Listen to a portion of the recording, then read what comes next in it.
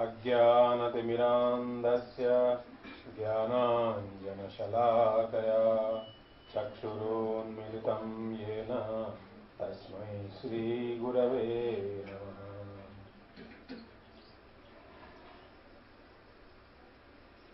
अथ सप्तदशोऽध्यायः। अर्जुन उवाच ये शास्त्रविधिमुत्सृज्य यजन्ते श्रद्धयान्विताः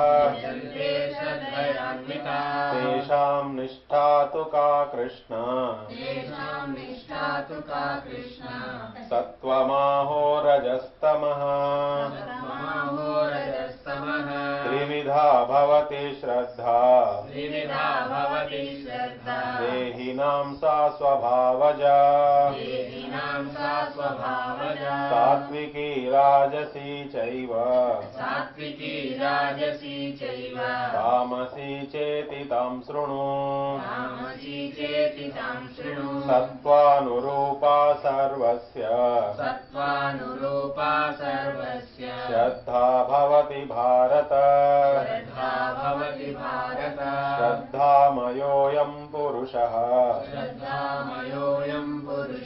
यो यश्रद्धः स एव सः यजन्ते सात्विका देवान् यक्षरक्षांसि राजसाः प्रेतान् भूतगणाश्चान्ये यजन्ते तामसा जनाः अशास्त्रविहितं घोरम् तप्यन्ते ये तपोजनाः दम्भाहङ्कारसंयुक्ताः कामरागबलान्विताः कर्षयन्तः शरीरस्थम् भूतग्राममचेतसः मां चैवान्तः शरीरस्थम् तान् विद्यासुरनिश्चयान् आहारस्त्वपि सर्वस्य त्रिविधो भवति प्रियः यज्ञस्तपस्तथा दानम् तेषां भेदमिमं शृणु आयुः सत्त्वबलारोग्य सुखप्रीतिविवर्धनाः रस्या स्निग्धा स्थिरा हृद्या आहारः सात्विकप्रियाः कट्वं ललवणात्युष्ण तीक्ष्णरुक्षविदाहिनः आहारा राजसस्येष्टा दुःखशोकामयप्रदाः यातयामं गतरसम् भूतिपर्युषितं च यत् उच्छिष्टमपि चामेध्यम् भोजनं तामसप्रियम् अफलाकाङ्क्षिभिर्यज्ञः विधिदृष्टो य युज्यते यष्टव्यमेवेति मनः समाधाय स सात्विकः अभिसन्धाय तु फलम् दम्भार्थमपि चैव यत् युज्यते भरतश्रेष्ठ तं यज्ञं विद्धि राजसम् विधिहीनम् असृष्टान्नम् मन्त्रहीनमदक्षिणम् श्रद्धाविरहितं यज्ञम् तामसं परिचक्षते देवद्विजगुरुप्राज्ञ पूजनं शौचमार्जवम् ब्रह्मचर्यमहिंसां च शारीरं तप उच्यते अनुद्वेगकरं वाक्यं सत्यं प्रियहितं च यत् स्वाध्यायाभ्यसनं चैव वाङ्मयं तप उच्यते मनः प्रसाद सौम्यत्वम् मौनमात्मविनिग्रहः भावसंशुद्धिरित्येतत् तपोमानसमुच्यते श्रद्धया परया तप्तम् तपस्तत्त्रिविधं नरैः अफलाकाङ्क्षिभिर्युक्तैः सात्विकं परिचक्षते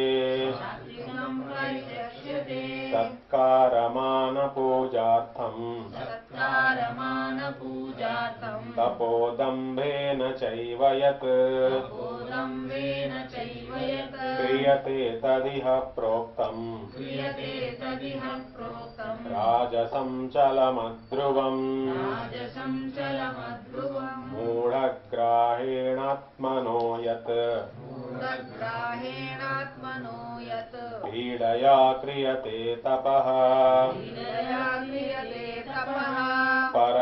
परस्योत्सादनार्थं वा तत्तामसमुदाहृतम्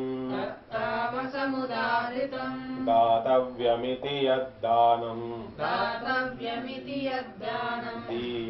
दीयतेनोपकारिणे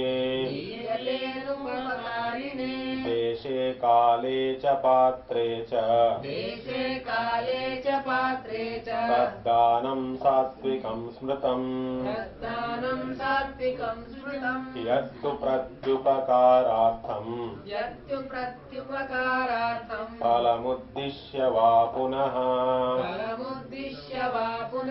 दीयते च परिक्लिष्टम्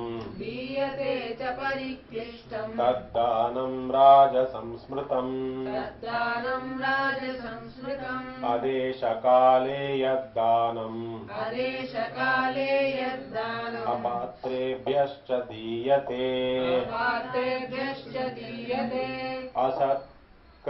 असत्कृतमवज्ञातम्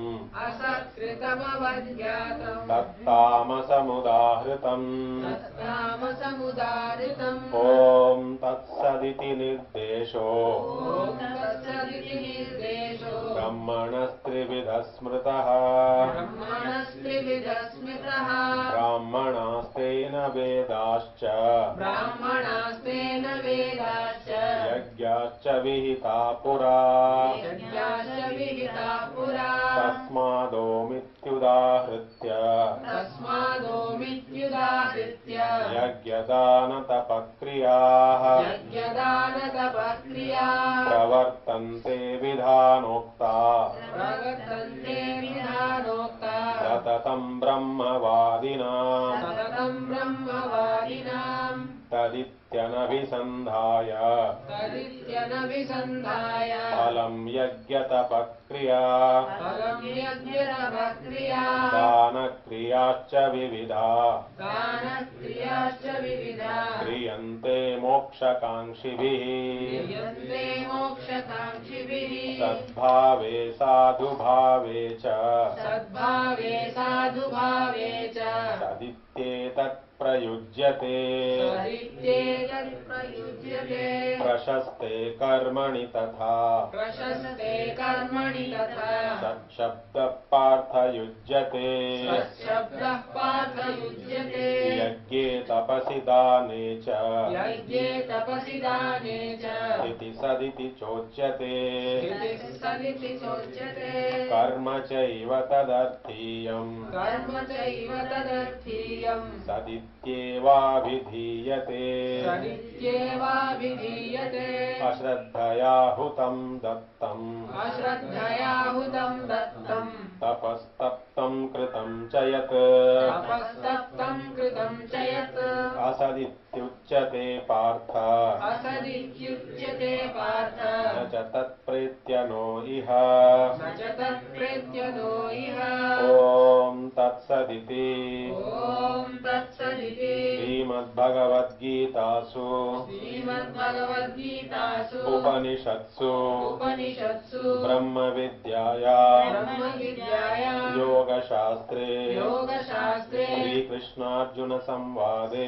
श्रीकृष्णार्जुनसंवादे श्रद्धात्रयविभागयोगो नाम श्रद्धात्रयविभागयोगो नाम सप्तदशोऽध्यायः सप्तदशोऽध्यायः సప్తదశోధ్యాయంలో 7 శ్లోకాల వరకు అయింది. 10 వరకు 10 వరకు అయింది. 11 నుంచి రావాలి. 11 నుంచి ఇవ్వడం మొదలు. అది బాక్స్ కొంచెం ముందు పెడితే కొంచెం వస్తుందని వస్తుందా బాక్స్ వస్తుందా ఒకటే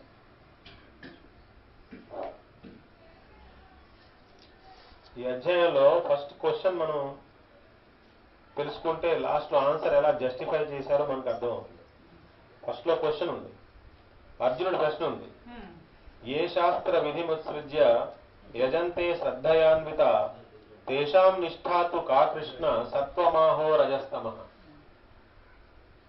శాస్త్ర విధిని, శాస్త్రం ఏం చెప్పదలుచుకుంటోందో, శాస్త్రం ఏం చెబుతోందో అది తెలుసుకోకుండా తనకు ఏం నచ్చితే దాని ప్రకారంగా ఒక శ్రద్ధని ఎన్నుకొని ఆ శ్రద్ధ ప్రకారంగా గనక వెళితే అది ఏమవుతుంది? అది సత్వమా, రజమా, తమో గుణమా, ఏమవుతుంది? నీ దీని మీద నీ అభిప్రాయం ఏంటి? మాకు డీటెయిల్గా ఎక్స్ప్లెయిన్ చేయమని అడుగుతున్నాడు. ఎందుకంటే మనం అందరూ జనరల్గా ఎవరైనా సరే శాస్త్రంలో ఏం చెప్పారో అది తెలుసుకోకుండానే ట్రై చేస్తారు కదా ఎవరైనా. సాధారణంగా మనకి గురు పరంపర పోయింది. మనం చదువుకున్న స్కూల్లో ఈ రహస్యం మనకు చెప్పలేదు, చాలా కాలం అయిపోయింది. ఆ గురు పరంపర పోయి ఈ శాస్త్రంలో ఏదైతే చెప్పబడుందో అది ఒక గురువు నుంచి శిష్యుడికి, మళ్ళీ ఈయన అనుభవంలోకి వచ్చాక ఈయన పెద్ద గురువు అయ్యాక మళ్ళీ శిష్యుడికి, అలా ట్రెడిషనల్ గా జరిగే ట్రెడిషన్ చాలా కాలం అయిపోయింది, తెగిపోయి. కాబట్టి మనకు ఆ జ్ఞానం ఇప్పుడు లేదు. అందుకని మనం ఏం చేస్తున్నాం, మనకి ఏది నచ్చితే దాని ప్రకారంగా చేసేస్తున్నాం. అలా చేస్తే అది ఏమవుతుంది కృష్ణ అని అడిగాడు ప్రశ్న. అప్పుడు మనకి ఆయన ఇచ్చిన సమాధానం ఏంటంటే, ఎవరైనా సరే ఒక శ్రద్ధను ఎంచుకుంటున్నాడంటే ఆ శ్రద్ధ ఎలా వస్తుంది? స్వభావజ అన్నారు రెండో శ్లోకంలో. అంటే వాడి స్వభావం వల్ల వాడు ఎన్నుకుంటాడని. ఎవడి స్వభావం ప్రకారంగా, వాడి అవసరాల ప్రకారంగా, వాడి పరిజ్ఞానం ప్రకారంగా వాడు ఒక శ్రద్ధని ఎన్నుకుని ఒక రూపాన్నో ఒక దేవుణ్ణో నమ్ముకుని వాడికి నచ్చిన రీతిలో, లేకపోతే చాలా మంది చేస్తున్న జనాల్ని చూసినప్పుడు ఏదో ఒక రీతిలో నచ్చితే దాని ప్రకారంగా తాత్కాలికంగా ఏదో చేస్తాడు. అంటే అతను నమ్మే దైవం కానీ అతను చేసే సాధన కానీ అన్నీ ఆయనకు అనుకూలంగా ఉంటేనే చేస్తాడు, ఆయన నచ్చినవే చేస్తాడు. శాస్త్రం ఏం చెబుతోందో అనేది పక్కన పెట్టేస్తాడు. అప్పుడు దాని తర్వాత చేసేవి ఏముంటాయి? శాస్త్రయుక్తంగా మనం చేయవలసినవి ఏమేంటి? మన శ్రద్ధ ఎటువంటిది అంటే ఎవరి మీద మనకి శ్రద్ధ ఉంది, అది పొందడానికి మనం ఏం తపస్సు చేస్తున్నాం. మరి ఆ తపస్సు చేస్తున్నప్పుడు మనకు ఆటంకాల మధ్యలో వేరే వాటి మీద చాలా మోజు ఉందనుకోండి, అప్పుడు కొంత విడిచిపెట్టాలిగా. ధనం మీద నాకు చాలా మోజు ఉంది కానీ నాకు భగవద్గీత కావాలి, రెండు ఒకేసారి జరగవు. కాబట్టి కొంతైనా ధనం మీద నాకు మోజు తగ్గించుకోవాలంటే కొంచెమైనా దానం చేయాలి. ఆ దానం చేయడం వల్ల ఏమవుతుంది? మనకి దేని మీద అయితే మమకారం ఉందో దాని మీద కొంత మమకారం తగ్గుతుంది అనమాట. అందుకని మనం ఏం దానం చేస్తాం. అలాగే మనం ఎటువంటి ఆహారం తీసుకుంటున్నాం. ఆహారం అంటే కేవలం తినేది పదార్థమే కాదు, తినేది, వినేది, చూసేది, ఈ మూడు ముఖ్యంగా ఇన్పుట్ గా పనిచేస్తున్నాయి మనకి. కాబట్టి మనకి ఎటువంటి దేని మీద అయితే శ్రద్ధ ఉంటుందో ఆ శ్రద్ధ ప్రకారంగానే మనకి ఈ మూడు కూడా వచ్చేస్తాయి. మనం ఎటువంటి ఆహారం తీసుకుంటాం లేదా ఏ పదార్థాలు సేవిస్తాం, ఇవన్నీ కూడా దేని మీద డిపెండ్ అవుతాయి, మనం ఎన్నుకున్న శ్రద్ధ మీద. అలాగే యజ్ఞం అంటే మనం ఏం చేస్తాం, ఏ నిత్య కర్మ కానివ్వండి, లేకపోతే అందరి మంచి కోసం కానివ్వండి, లేకపోతే నా మంచి కోసం కానివ్వండి, ఏ కర్మ అయితే నేను చేస్తానో అది దేని అనుసరించి ఉంటుంది, నా శ్రద్ధ ప్రకారంగానే ఉంటుంది. ఇప్పుడు నేను సత్యావర్తం చేసుకుంటాను అన్నాను. నేను ఎందుకు చేసుకుంటున్నాను, సరే నేను గృహప్రవేశం చేసుకున్నానండి అందుకే సత్యావర్తం చేసుకున్నాను అన్నా. అంటే నా ఉద్దేశం ఏంటి, నాకు భగవద్గీత వచ్చేయాలని కాదు. సత్యావర్తం ఎవరైనా ఎందుకు చేస్తారు, ఏదో సంకల్పం ఉంటుంది లోపల, ఏదో కోరిక ఉంటుంది, ఏదో ఇల్లు కట్టుకున్న గృహప్రవేశం చేసుకున్నా ఇందులో అందరూ సుఖంగా ఉండాలి, మా ఫ్యామిలీ మెంబర్స్ అందరూ కూడా సుఖంగా ఉండాలి, ఉత్తర మనకు అన్ని విధాలుగాను అభివృద్ధి రావాలనుకుంటారు తప్పితే ఒక్కసారిగా భక్తి వచ్చేయాలి, మోక్షం వచ్చేయాలి, భగవద్గీత వచ్చేయాలి అనుకోరు. అంటే అప్పుడే తాత్కాలికంగా మనం చేసే యజ్ఞం అనమాట అది. అంటే తాత్కాలికంగా మనం చేసిన యజ్ఞం దేనికి ఉపయోగపడింది, మన శ్రద్ధ ప్రకారంగా. కానీ అంటే మన శ్రద్ధ దేని మీద ఉంది, భగవంతుడి మీద కంటే కూడా మనకున్న జీవితం ఏదైతే గడుపుతున్నామో అందులో ఇంకా అభివృద్ధి రావడం కోసం ఇవన్నీ చేస్తున్నాం మనం. కాబట్టి మన శ్రద్ధ ఎవరి మీద ఉంటుందో నంబర్ 1, దానికోసం మనం ఏ తపస్సు చేస్తామో నంబర్ 2, దానికోసం మనం ఏ దానం అయితే చేస్తామో నంబర్ 3, దానికోసం మనం ఎటువంటి ఆహారాలు అయితే సేవిస్తామో నంబర్ 4, ఏమేమి యజ్ఞాలు చేస్తామో నంబర్ 5. ఇవన్నీ దేని మీద బేస్ అయి ఉంటాయి, మూలం ఏంటి, శ్రద్ధ. ఇవన్నీ ఎక్కడి నుంచి వచ్చాయి, శ్రద్ధే స్వభావం వల్ల వచ్చింది. ఇప్పుడు మన శాస్త్రాన్ని పక్కన పెట్టేసేస్తే మనం ఎన్నుకున్న శ్రద్ధ ఏమై ఉంటుంది, మన స్వభావం ప్రకారంగా శ్రద్ధ వచ్చింది. శాస్త్రానికి అనుకూలంగా లేదు, శాస్త్రం చెప్పిన విధంగా లేదు. ఎందుకని, శాస్త్రం అంటే ఏం చేస్తున్నది, మన బుద్ధిని శాసిస్తుంది. మనం శాస్త్రానికి సరెండర్ అయ్యాం అనుకోండి, నేను శాస్త్రానికి సరెండర్ అయ్యాను, నాకు సపోజ్ హార్ట్లో ప్రాబ్లం ఉంది, నేను డాక్టర్కి సరెండర్ అయ్యాను, డాక్టర్ దగ్గరికి వెళ్ళాను, బిల్లు కట్టాను, హాస్పిటల్లో జాయిన్ చేశారు, ఆపరేషన్ చేశారు, నా రోగం నయమైంది. అంటే ఆయన ఏం చేశాడు, ఒక ఆపరేషన్ చేశాడు. అలానే శాస్త్రానికి సరెండర్ అయితే ఏమవుతుంది, ఆ డాక్టర్ చేసిన శస్త్రచికిత్స లాగే ఈ శాస్త్రం కూడా మన బుర్ర మీద, మన ఆలోచన పద్ధతి మీద ఒక శస్త్రచికిత్స చేస్తున్నాడు, శాస్త్రచికిత్స చేస్తున్నది. డాక్టర్ ఏమో ఏం చేశాడు, శస్త్రచికిత్స చేశాడు, శాస్త్రం ఏం చేస్తుంది, శాస్త్రచికిత్స చేస్తుంది అనమాట. చేయడం వల్ల ఏమవుతుంది, మనలో ఉండే రాంగ్ థాట్ ప్రాసెసెస్ ఏమైతే ఉన్నాయో అవన్నీ పోయి సరైన పద్ధతిలో చూడడం, సరైన పద్ధతిలో చేయడం, సరైన పద్ధతిలో ఆలోచించడం. అంటే దేన్ని ఇన్ఫ్లుయెన్స్ చేస్తుంది శాస్త్రం, మనం మన శ్రద్ధని, మన తపస్సుని, మన దానం, మన ఆహారం, మన జ్ఞానం, మన యజ్ఞం అన్నింటినీ ఇన్ఫ్లుయెన్స్ చేస్తుంది శాస్త్రం. అందుకని ఇక్కడ అర్జునుడు అడుగుతున్నాడు, శాస్త్రాన్ని పక్కన పెట్టేసేసి వెళ్తే ఏమవుతుంది అంటే, కృష్ణుడు చెప్పిన స్వభావం ఏంటి, ఆన్సర్ ఏంటి, కృష్ణుడు చెప్పిన డైరెక్ట్ ఆన్సర్ ఏంటి, శాస్త్రాన్ని పక్కన పెట్టేస్తే నువ్వు ఎన్నుకునే శ్రద్ధ దేని ప్రకారంగా ఉంటుంది, నీ స్వభావం ప్రకారంగా ఉంటుంది.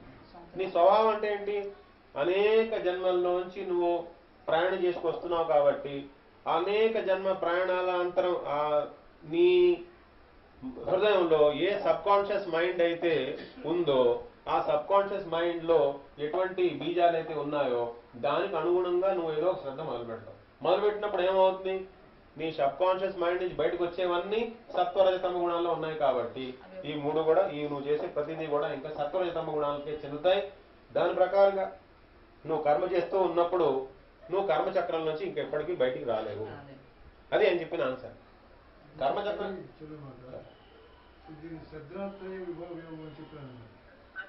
శ్రద్ధ ఉండి శాస్త్ర సమ్మతం కాకుండా చేసేటువంటి శ్రద్ధ ఉండి శాస్త్ర సమ్మతంగా చేయకుండా మనం మాట్లాడుతున్నాం.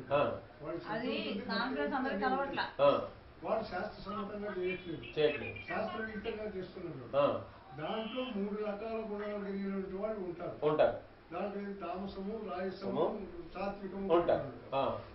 ఈ శ్రద్ధ కలిగినటువంటి వాళ్ళలోనే ఎవడు ఏ విధమైనటువంటి స్వభావం కలిగినటువంటి వాడు అనేటువంటి వాళ్ళని గురించి వివరించడం కోసం చెప్పింది చెప్పారు. అధ్యాయం అనుకుంటాను నేను. కరెక్టే, మీరు చెప్పింది కరెక్టే. అంటే నేనేం చేస్తానంటే ఇప్పుడు మన ఉద్దేశం ఎప్పుడు కూడా ఫైనల్ పాయింట్ ఏంటో పట్టుకోవాలి. లేకపోతే ఏమవుతుంది, ఇన్ బిట్వీన్ ఉన్న డీటెయిల్స్ లో మనం మర్చిపోతాం అసలు టార్గెట్ ఏంటో. అసలు ఆన్సర్ ఏంటంటే మీరు చెప్పింది కరెక్టే. మీరు చెప్పినవన్నీ ఎక్కడి వరకు ఉంటాయంటే అవన్నీ 22తో అయిపోతాయి. వాళ్ళ మీరు చెప్పినవి లక్షణాలు లక్షణాల వరకు 22తో అయిపోతాయి. కానీ అంతవరకు మనం అనుకోకూడదు. ఎందుకంటే తర్వాత ఏం చెప్పారు అది ముఖ్యం. 23, 24, 25, 26, 27 చెప్పారు. యాక్చువల్ ఆన్సర్ ఏంటంటే 23, 24, 25. ఇవి ముఖ్యమైన ఆన్సర్లు అన్నమాట. అది మనం పట్టుకోవాలి. అంటే అసలు ప్రాబ్లం ఏంటి, ఆన్సర్లో డీటెయిల్స్ ఏంటి, ఫైనల్ కన్క్లూజన్ ఏంటి. ఇక్కడ డీటెయిల్ గా చెప్పబడింది 3 రకాల శ్రద్ధ గురించే, నో డౌట్. కానీ దాని మీద మనం ఫోకస్ చేయకూడదు. ఎందుకంటే మన దగ్గర అవన్నీ ఉన్నాయి. ఒక్కొక్కడు ఒక్కొక్క కేటగిరీ వచ్చిన రావడమే కాకుండా మన శ్రద్ధే ఒక్కొక్క కాలంలో ఒక్కొక్క కేటగిరీ చెందిపోతూ ఉంటుంది. మనం చేసే ప్రతి పని ఇవాళ ఒకలా ఉండొచ్చు, కొంతకాలం ఒక 5 సంవత్సరాల తర్వాత మనం మనసు మారి ఇంకోలా ఉండొచ్చు. అంటే అలా మారుతూ ఉంటాయి. కానీ ఇక్కడ ఇచ్చిన ఆన్సర్ అది కాదు. మన అసలైన ఆన్సర్ గురించి నేను వెళ్తున్నాను. చివరి ఆన్సర్ మనకి ఎక్కడ వస్తుంది అంటే 22లో వస్తుంది. ఓం తత్సదితి నిర్దేశో బ్రహ్మణ త్రివిధ స్మృత బ్రాహ్మణ తేన వేదాంశ యజ్ఞాశ్చ విహితాపుర. అంటే ఈ సత్వరజతమ గుణాలతో ఈ కర్మచక్రంలో ఈ 3 రకాల శ్రద్ధతో చేస్తున్నప్పుడు ఇక్కడే ఉంటావు. కానీ దీన్ని దాటాలంటే ఏం చెప్పబడింది శాస్త్రంలో అది తెలుసుకోవాలి. శాస్త్రం ఏం చెప్పింది? ఓం తత్సదితి. శాస్త్రం మనకేం చెప్తోంది? ఆ భగవత్తత్వం ఏదైతే ఉందో దాన్ని ఓం అనే అక్షరంతో సూచిస్తారు. దాన్ని ఇంకో పదం తత్ అని వాడతారు, దాన్ని సత్ అంటారు. ఓం తత్ సత్. ఓం తత్ సత్ అనేది ఈ 3 గుణాలకి అతీతంగా ఉంది. నంబర్ 1, అది బ్రహ్మముని నిర్దేశించే పదము. ఓం తత్సత్ అనేది బ్రహ్మముని నిర్దేశించే పదము. నంబర్ 2. నంబర్ 3, ఆ బ్రహ్మముని తెలుసుకున్న వాళ్లే బ్రాహ్మణుడు చెప్పారు కదా. నెక్స్ట్, ఆ బ్రాహ్మణుడు అక్కడ దాకా ఎలా చేరుకున్నాడో, లేకపోతే అక్కడ చేరుకున్నాక తెలుసుకున్న మొత్తం విషయం ఏంటో, ఆ విషయం ఏంటో మళ్ళీ మొత్తం మనకి చెబితే అది ఏ శాస్త్రం అయితే అవుతుందో అది వేదం అన్నారు. అది వేదం. తర్వాత అది తెలుసుకున్నాక మనం చేసే కార్యక్రమం ఏదైతే ఉంటుందో అది సరైన కర్మ, శాస్త్ర సమ్మతం. అదనమాట ప్రాబ్లం. అంటే ఈ చాప్టర్ పేరు శ్రద్ధాత్రయం అయినప్పటికీ ఆన్సర్ అది. కాబట్టి మన దృష్టి ఆన్సర్ మీద పెడితే మనలో లోపాలు తొందరగా కరెక్ట్ అవుతాయి. అది మన ఉద్దేశం. ఓం తత్సదితి నిర్దేశో బ్రహ్మణ త్రివిధ స్మృత బ్రాహ్మణాస్తేన వేదాంశ యజ్ఞాశ్చ విహిత. అంటే ఆ బ్రాహ్మణుడు ఎవరు, ఆ వేదం ఏంటి, దాని తర్వాత చేయవలసిన ఏం చేస్తే మళ్ళీ అక్కడికి వెళ్తారు, యజ్ఞం. అందుకని ఒక టెక్నిక్ చెప్పారనమాట. ఎలా ఫాలో అయితే ఈ 3 శ్రద్ధల్ని దాటుతారో అనే చెప్పారు. అంటే శ్రద్ధాత్రయ విభాగ, ఎందుకని శ్రద్ధాత్రయ విభాగ ప్రతి చాప్టర్ కూడా, ప్రతి చాప్టర్ కి శ్రద్ధాత్రయ విభాగ యోగం అంటే ఏంటి? కలవడం కదా, కనెక్ట్ అవడం, హైయర్ తో కనెక్ట్ అవడం. మనం ఎప్పుడు శ్రద్ధాత్రయ శ్రద్ధాత్రయ శ్రద్ధాత్రయ అన్నాం అనుకోండి, ఆ మన దగ్గర ఉన్నవే అవి. కాబట్టి మన దృష్టి దాని మీద కాదు, మన దృష్టి ఆన్సర్ మీదకి వెళ్ళాలి. అంటే శ్రద్ధాత్రయ విభాగ యోగం అంటే దీన్ని దాటే మార్గం ఏదైతే ఉందో ఆ మార్గం ఇక్కడ చెప్పారు. కాబట్టి మనం తొందరగా అక్కడికి వెళ్ళాలని మొత్తం చాప్టర్ జిస్ట్ చెప్తున్నాను. సో 3 రకాల శ్రద్ధలు ఉన్నాయి. అలాగే తపస్య, దానం, ఆహారం, యజ్ఞం అన్ని 3 రకాలు కేటగరైజ్ చేసిన తర్వాత ఏమన్నారంటే చివరికి నువ్వు కనుక శాస్త్రాన్ని విడిచిపెట్టేస్తే, శాస్త్రం దేన్నైతే ఓం తత్సత్ అని చెప్పిందో దాన్ని పొందడానికి ఏ మార్గం అయితే చెప్పిందో ఇంకా నువ్వు ఎప్పటికీ ఆ మార్గంలోకి రావు. అప్పటికి నువ్వు ఆ మార్గంలోకి రాకపోతే ఏమవుతుంది? నీ పని ఏంటి? నీ అజ్ఞానం పోదు, నీ కర్మచక్రం నుంచి నువ్వు బయటికి రావు, నువ్వు అలా తిరుగుతూనే ఉంటావు. కాబట్టి ఎట్టి పరిస్థితుల్లోనూ శాస్త్రాన్ని విడిచిపెట్టకూడదు సుమా అని ఉద్దేశం అన్నమాట. అర్జునుడి యొక్క ప్రశ్న యొక్క ఆన్సర్ అది. కాబట్టి మనం దాంట్లోకి నెమ్మదిగా వెళ్తాం. ఎందుకంటే ఎప్పుడు కూడా చాప్టర్ మొత్తంలో జిట్టు పట్టుకోవాలి. మనం ఏంటంటే ఫస్ట్ పార్ట్ పట్టుకుంటే మన కేటగరైజేషన్ వస్తుంది, యోగం రాదు. యోగం అంటే కలవాలిగా, హైయర్తో మనం కలవాలిగా. సో మనం ఈ అధ్యాయం నేర్చుకుంటే మనం చేసే ప్రతి పనిలోనూ మన లోపల మనం తెలుస్తాయి. లోపాలు తెలియడమే కాకుండా అసలు కనెక్ట్ అవ్వడానికి ఏం టెక్నిక్ చెప్పారు అది నేను ఫాలో అవుతున్నాను లేదా, అది ఫాలో అవుతున్నాను కనెక్ట్ అవుతానుగా. మన పర్పస్ ఈ భగవద్గీత చదువుకోవడం యొక్క పర్పస్ ఏంటి? శ్లోకాలు ఉచ్చారణ కాదు, దీని మీద విశ్లేషణ కాదు, దీని మీద పాండిత్యం కాదు, దీని మీద చర్చ కాదు, ఏది కాదు. దీని మీద మన పర్పస్ ఏంటి?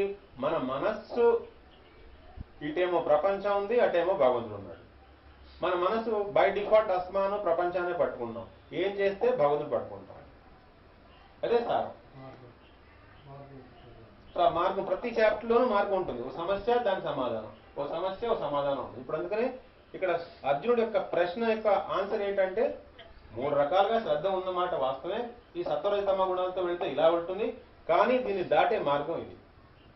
కాబట్టి 22 మనం ఎంత తొందరగా 23 దాకా వెళ్తే అంత మంచిది అనమాట.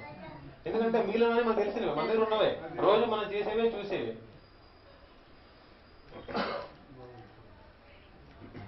పదకొండు.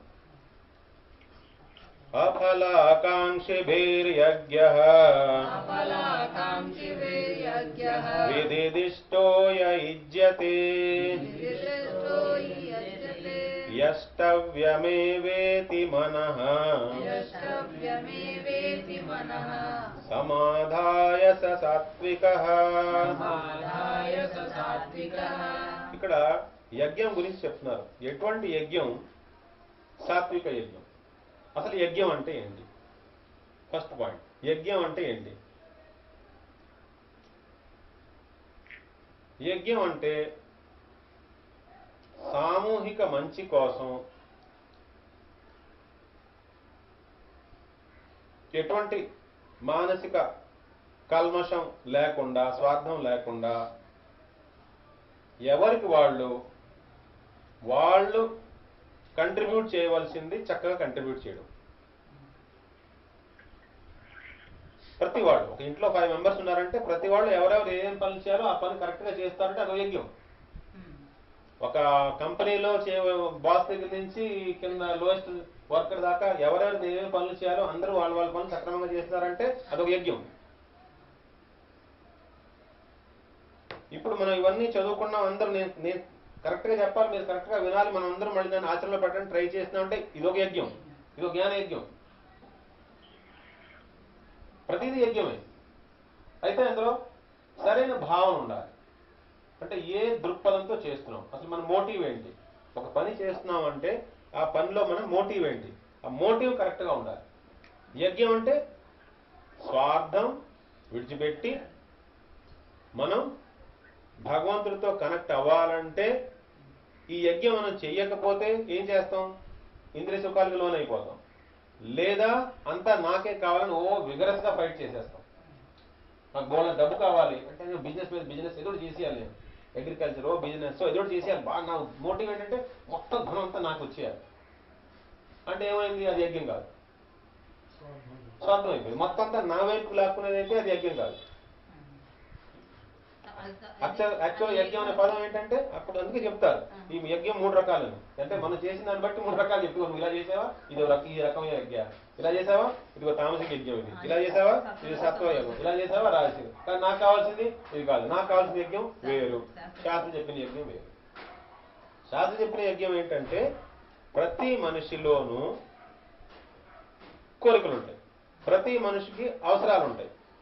ఈ కోరికల్ని అవసరాలని ముందు ధర్మచక్రంలోకి తీసుకొచ్చి ధర్మయుక్తంగా ఒక సామూహిక కార్యక్రమం చేయడం వల్ల అందరికీ మంచి జరిగేది ప్లాన్ చేసుకుని అందులో అందరూ భగవంతుణ్ణి, దైవాన్ని, దేవతల్ని అందరినీ ఆహ్వానించి మాకు అందరికీ మంచి జరిగేలా మా దేహము, ఇంద్రియాలు, మనసు, బుద్ధి అన్ని ఆరోగ్యంగా ఉండి అన్ని సక్రమంగా పనిచేసుకుంటూ నీ దాకా చేరుకునే అవకాశాలు నా జీవితంలో కలిగేలా. ఇప్పుడు నాకు అది తిండే లేదనుకోండి, నేనేం మాట్లాడతాను ఇక్కడ?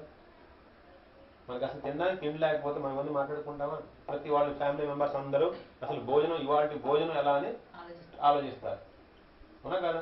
అలా ఎప్పుడు ఎక్కడ ఏ సమస్య ఉంటుందో ఆ సమస్య డామినేట్ అయిపోయినప్పుడు అందరూ దాని గురించి ఆలోచిస్తారు. ఇక్కడ మనకేంటి యజ్ఞం అనేది ఏమంటున్నారు? ఈ బేసిక్ అంటే భగవతుడి దాకా మనం ఎప్పుడు వెళ్తాం? మన బేసిక్ నీడ్స్, ఫిజికల్ నీడ్స్ అనో లేకపోతే ఇమోషనల్ నీడ్స్, ఇంటలెక్చువల్ నీడ్స్, ఇవన్నీ దాటుకున్నాక కదా మనం ఒక స్పిరిచువల్ నీడ్ గురించి మనం మాట్లాడుతున్నాం. కానీ మరి అన్ని లెవెల్స్లోనూ మనుషులు ఉంటారు మన చుట్టూ.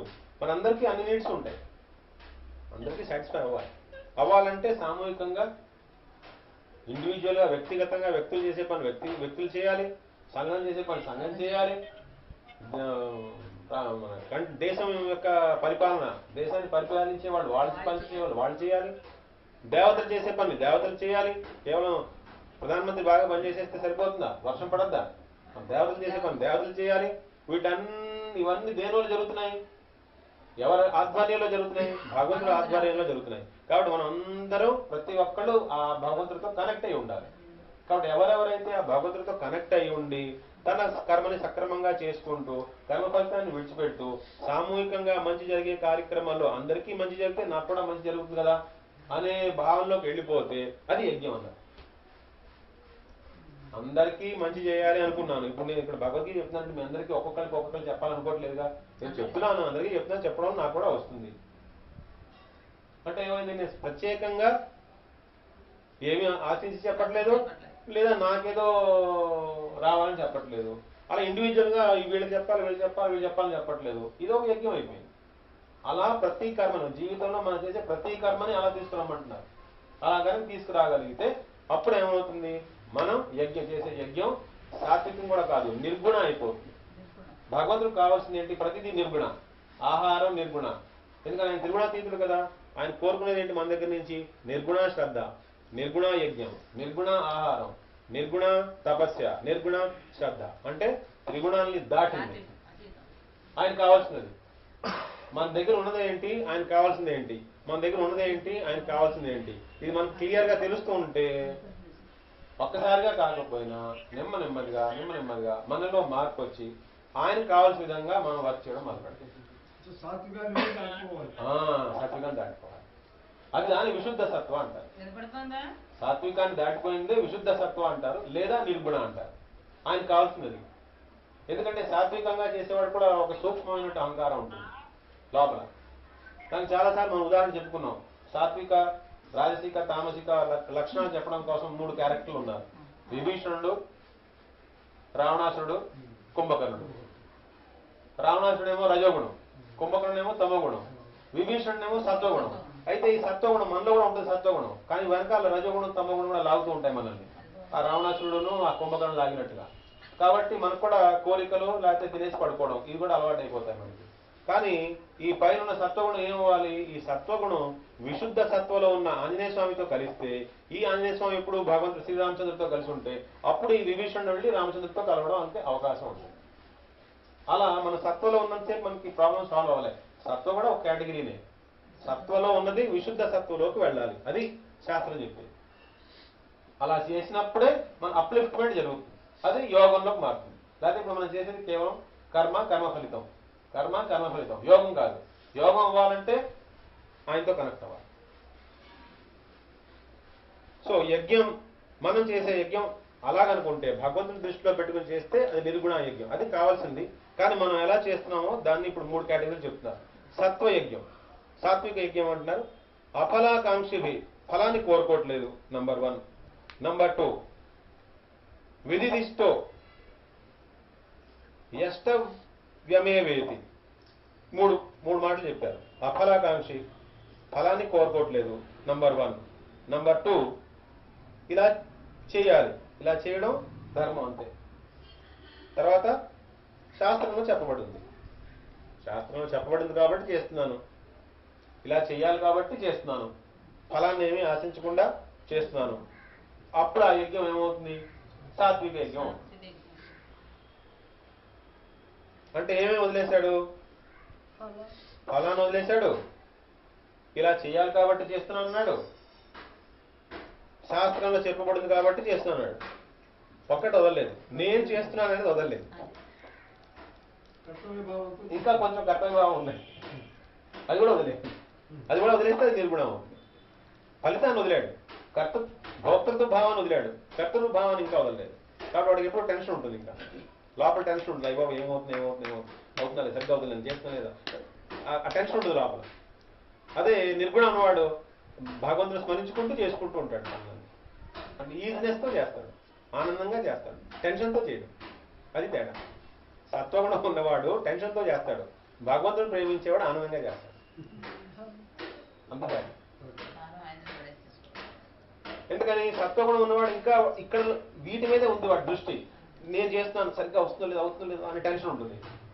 ఆయన ఆనందంగా చేస్తాడు, ఎందుకంటే ఆయన హృదయంలో భగవంతుడు.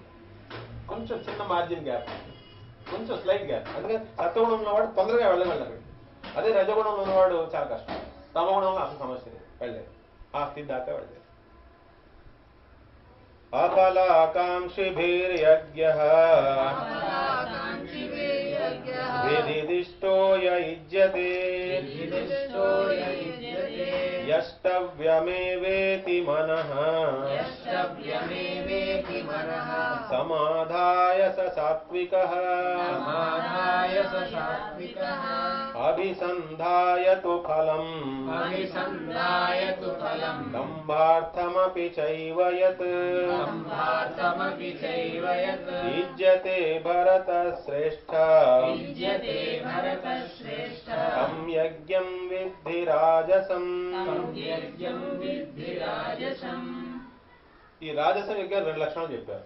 ఒకటి, ఫలాన్ని ఆశించి చేస్తాడు, నాకు ఈ ఫలం కావాలి అనుకుని చేస్తాడు, నంబర్ 1. నంబర్ 2,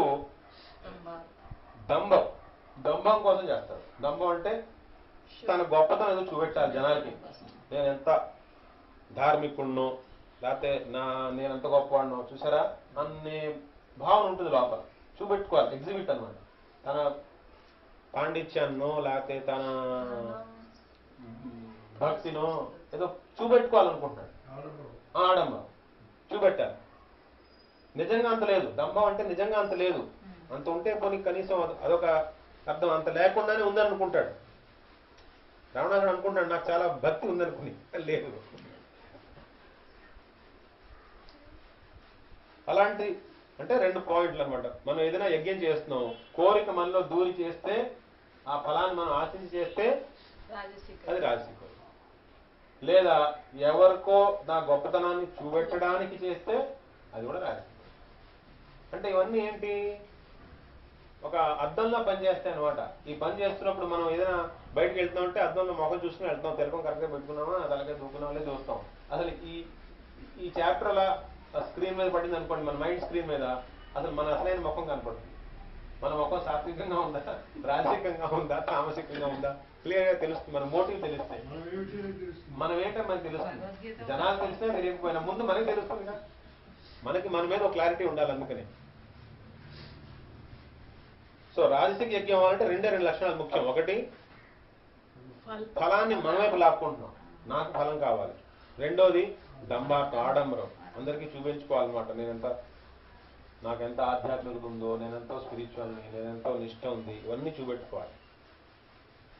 విధిహీనం అసృష్టాన్నం మంత్రహీనమదక్షిణం శ్రద్ధా విరహితం యజ్ఞం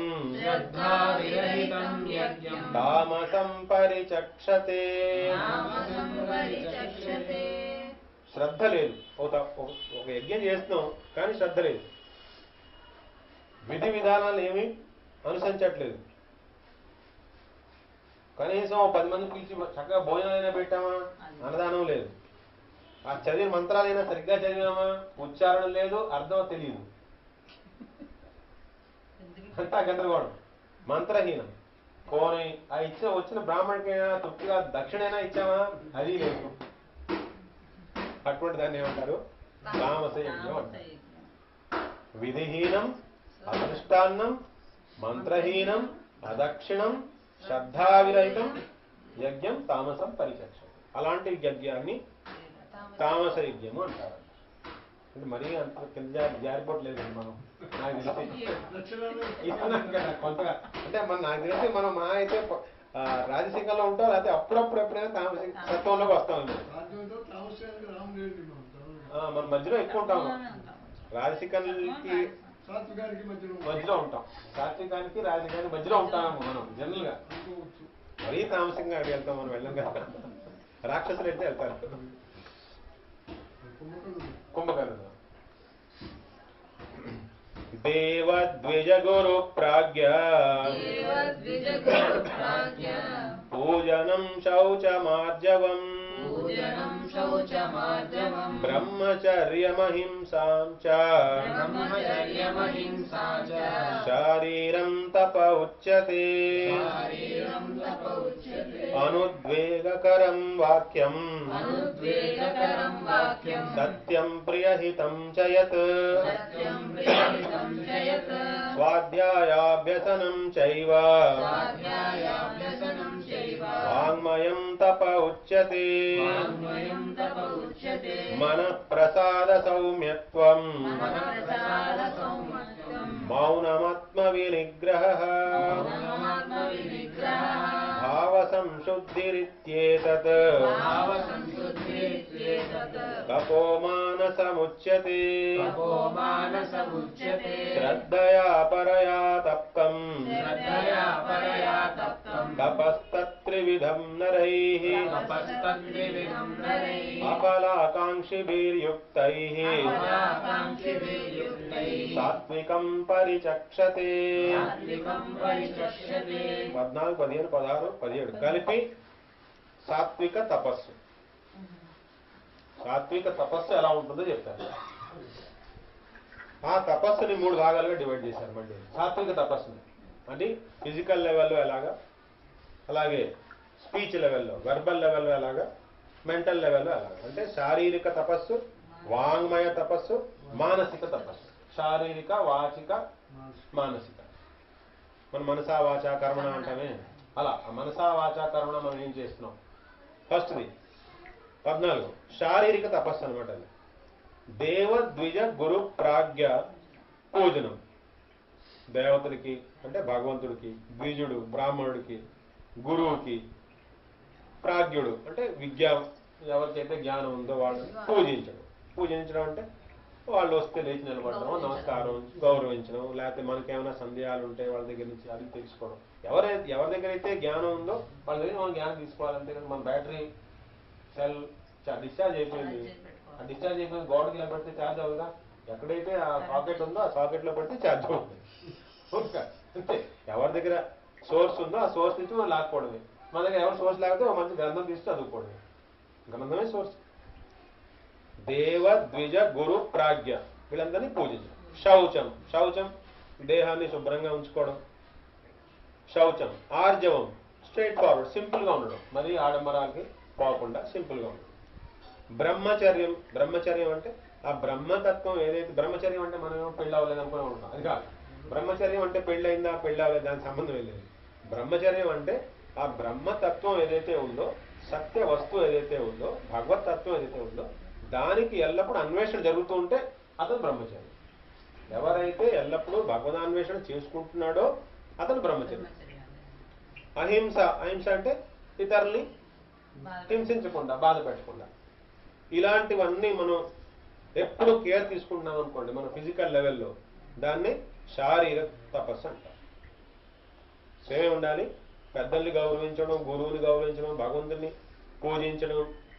శౌచం శుభ్రంగా ఉండడం, నిరాడంబరంగా ఉండడం. బ్రహ్మచర్యం తత్వాన్వేషణ ఎప్పుడు జరుపుకుంటూ ఉండడం. అహింస ఇతరుల్ని హింసించకూడదు. ఇవన్నీ మనం బాగానే చేస్తున్నాము అనిపిస్తుంది. We're doing all these things correct.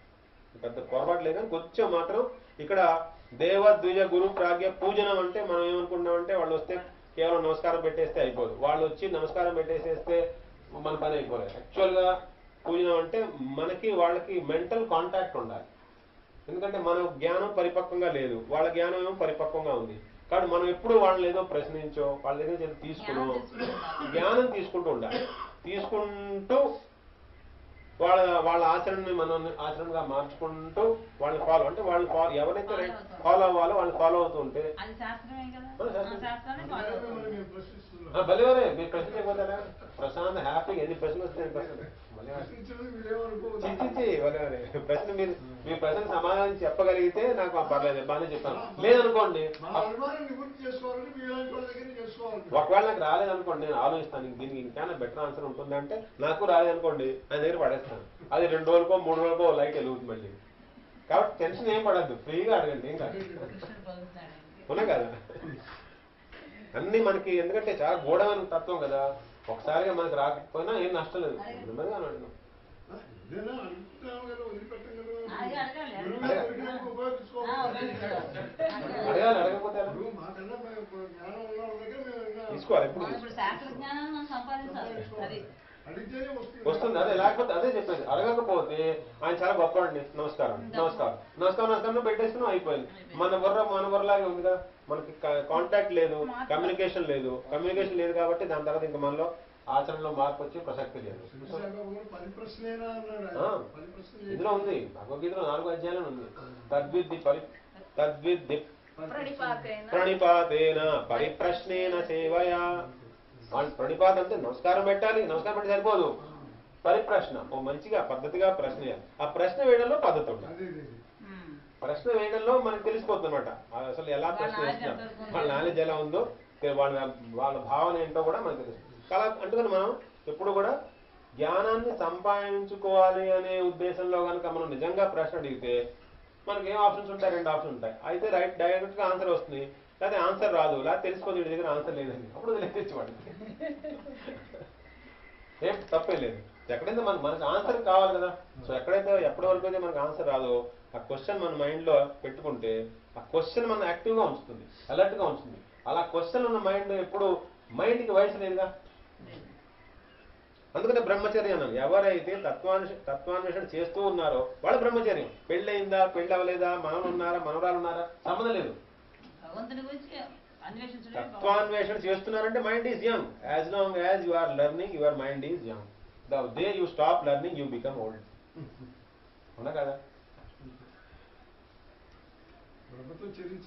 అంతే. వాంగ్మయ తపస్సు 15వ శ్లోకం. అనుద్వేగకరం వాక్యం సత్యం ప్రియహితం చయత్ స్వాధ్యాయాభ్యసనం చైవ వాంగ్మయం తప ఉచ్యతే. అనుద్వేగకరం వాక్యం. మనం మాట్లాడితే ఎలా మాట్లాడాలంటే ఇతరుల్లో ఉద్వేగం రాకుండా, ఇతరులు డిస్టర్బ్ అయిపోకూడదు. మనం మాట్లాడడం వల్ల వాళ్ళకి ఏమైనా డిస్టర్బెన్స్ ఉంటే అది ఇంకా తగ్గాలి. మన మాటల వల్ల ఇతరుల యొక్క డిస్టర్బెన్స్ తగ్గాలని కానీ పెరగకూడదు. కావాలని ఎలాంటి పదాలు వాడితే వీళ్ళు డిస్టర్బ్ అవుతారో తెలిసి కూడా గెలడం, అది కరెక్ట్ కాదు. అనుద్వేగకరం వాక్యం సత్యం. సత్యమే మాట్లాడాలి. ప్రియం. సత్యం ఒక్కోసారి ప్రియంగా ఉండదు, అవసరం లేనప్పుడు సత్యమే కానీ ప్రియం కాదనుకోండి, ఇప్పుడు మాట్లాడకపోతే ఏమైంది? సత్యమే కానీ చాలా చేదైన విషయం. ఇప్పుడు మీకు చెప్పకపోతే ఏమైంది? ఇప్పుడు మీరు ప్రశాంతంగానే ఉన్నారు కదా, ఇప్పుడు తెలియకపోయినా నష్టం లేదనుకోండి, డిస్టర్బ్ చేయకూడదు. అందుకని సత్యం చెప్పినప్పుడు మళ్ళీ ఇంకో క్లాస్ పెట్టారనమాట. ఏంటి? ప్రియంగా ఉండే సత్యం చెప్పాలి. తర్వాత మళ్ళీ ఇంకో క్లాస్ పెట్టారు. ఇంకేంటన్నారు? హితం అన్నారు. అది హితంగా అంటే మంచి జరగాలి. నేను చెప్పిన మాట వల్ల, వినడం వల్ల మంచి జరగాలి. సరే, ఇవన్నీ ఎలా వస్తాయి? ఇన్ని లక్షణాలు మనకు వస్తాయా? ఒక్కొక్కటి మనం ప్రాక్టీస్ చేస్తే ఎంతకాలం ప్రాక్టీస్ చేస్తాం? అసలు ఆ వర్డ్ జీవితం సరిపోదు. అందుకని ఏం చెప్పారు? అలా కాదు అబ్బాయి, నువ్వు అలా చేయకు. నువ్వేం చేస్తావు? స్వాధ్యాయాభ్యసనం అన్నారు. స్వాధ్యాయాభ్యసనం అంటే స్వాధ్యాయ చేసుకోమన్నారు. స్వాధ్యాయ అంటే స్వ అధ్యాయ. శాస్త్రం అనేది ఒక వాంగ్మయం. శాస్త్రం ఇప్పుడు ఈ శ్లోకాలు, వీటి అర్థాలు ఉన్నాయి కదా, ఇది ఒక వాంగ్మయం. దీంట్లో మన తలకాయ ముంచామనుకోండి, ఇలా ఏమవుతుంది? రోజు పెట్టామంటే ఇంకో విషయం మన బుర్రకు ఎక్కదు, ఇది బాగా ఎక్కుతుందిగా. అప్పుడు ఈ బాణి మనకు వచ్చేస్తుందిగా. అప్పుడు ప్రతిదీ అంటే ఈ కళ్ళజోడు మనకు వచ్చిందిగా, ఇక్కడి నుంచి ఒక కళ్ళజోడు వచ్చిందిగా. ఈ కళ్ళజోడు నుంచి చూస్తున్నాం ప్రపంచాన్ని, హాయిగా ఉంటుంది. ఎందుకని? ఈ కళ్ళజోడు ఎవరిచ్చారు? ఆయన ఇచ్చారు. ఇప్పుడు మనం పెట్టుకున్న కళ్ళజోడు ఎవరిది? మన స్వభావం వల్ల వచ్చిన కళ్ళజోడు. అసలు చెప్పారు కదా, మన స్వభావం వల్ల పెట్టుకున్న కళ్ళజోడుతో చూస్తున్నాం మనం. అలా కాకుండా స్వాధ్యాయం వల్ల ఏమొస్తుంది?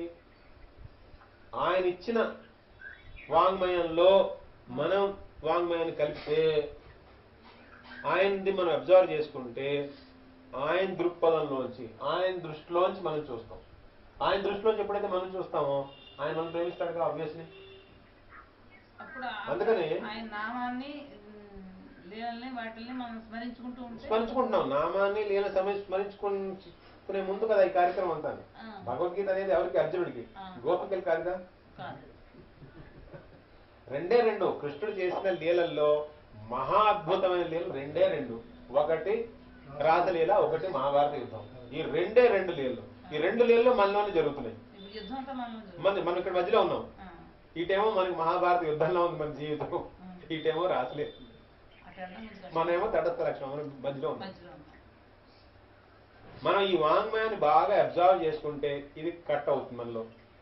ఇది మనం ఇందులో మనం ప్రవేశించలేకపోతున్నాం. మనలోనే జరుగుతాం కానీ మనం ప్రవేశించలేకపోతున్నాం. కృష్ణలో మనం ప్రవేశించలేకపోతున్నాం. ఎందుకు ప్రవేశించలేకపోతే మనకు బయట బహిర్ముఖత ఎక్కువ ఉంది. బాహ్యంగా బహిర్ముఖత ఎక్కువ ఉండడం వల్ల మనం ఎంటర్ అవ్వలేకపోతున్నాం. మనలోనే ఉంది. అందుకని కృష్ణుడు ఏం చేశాడు అంటే రెండు లీలలు చూసి చూపెట్టాడు.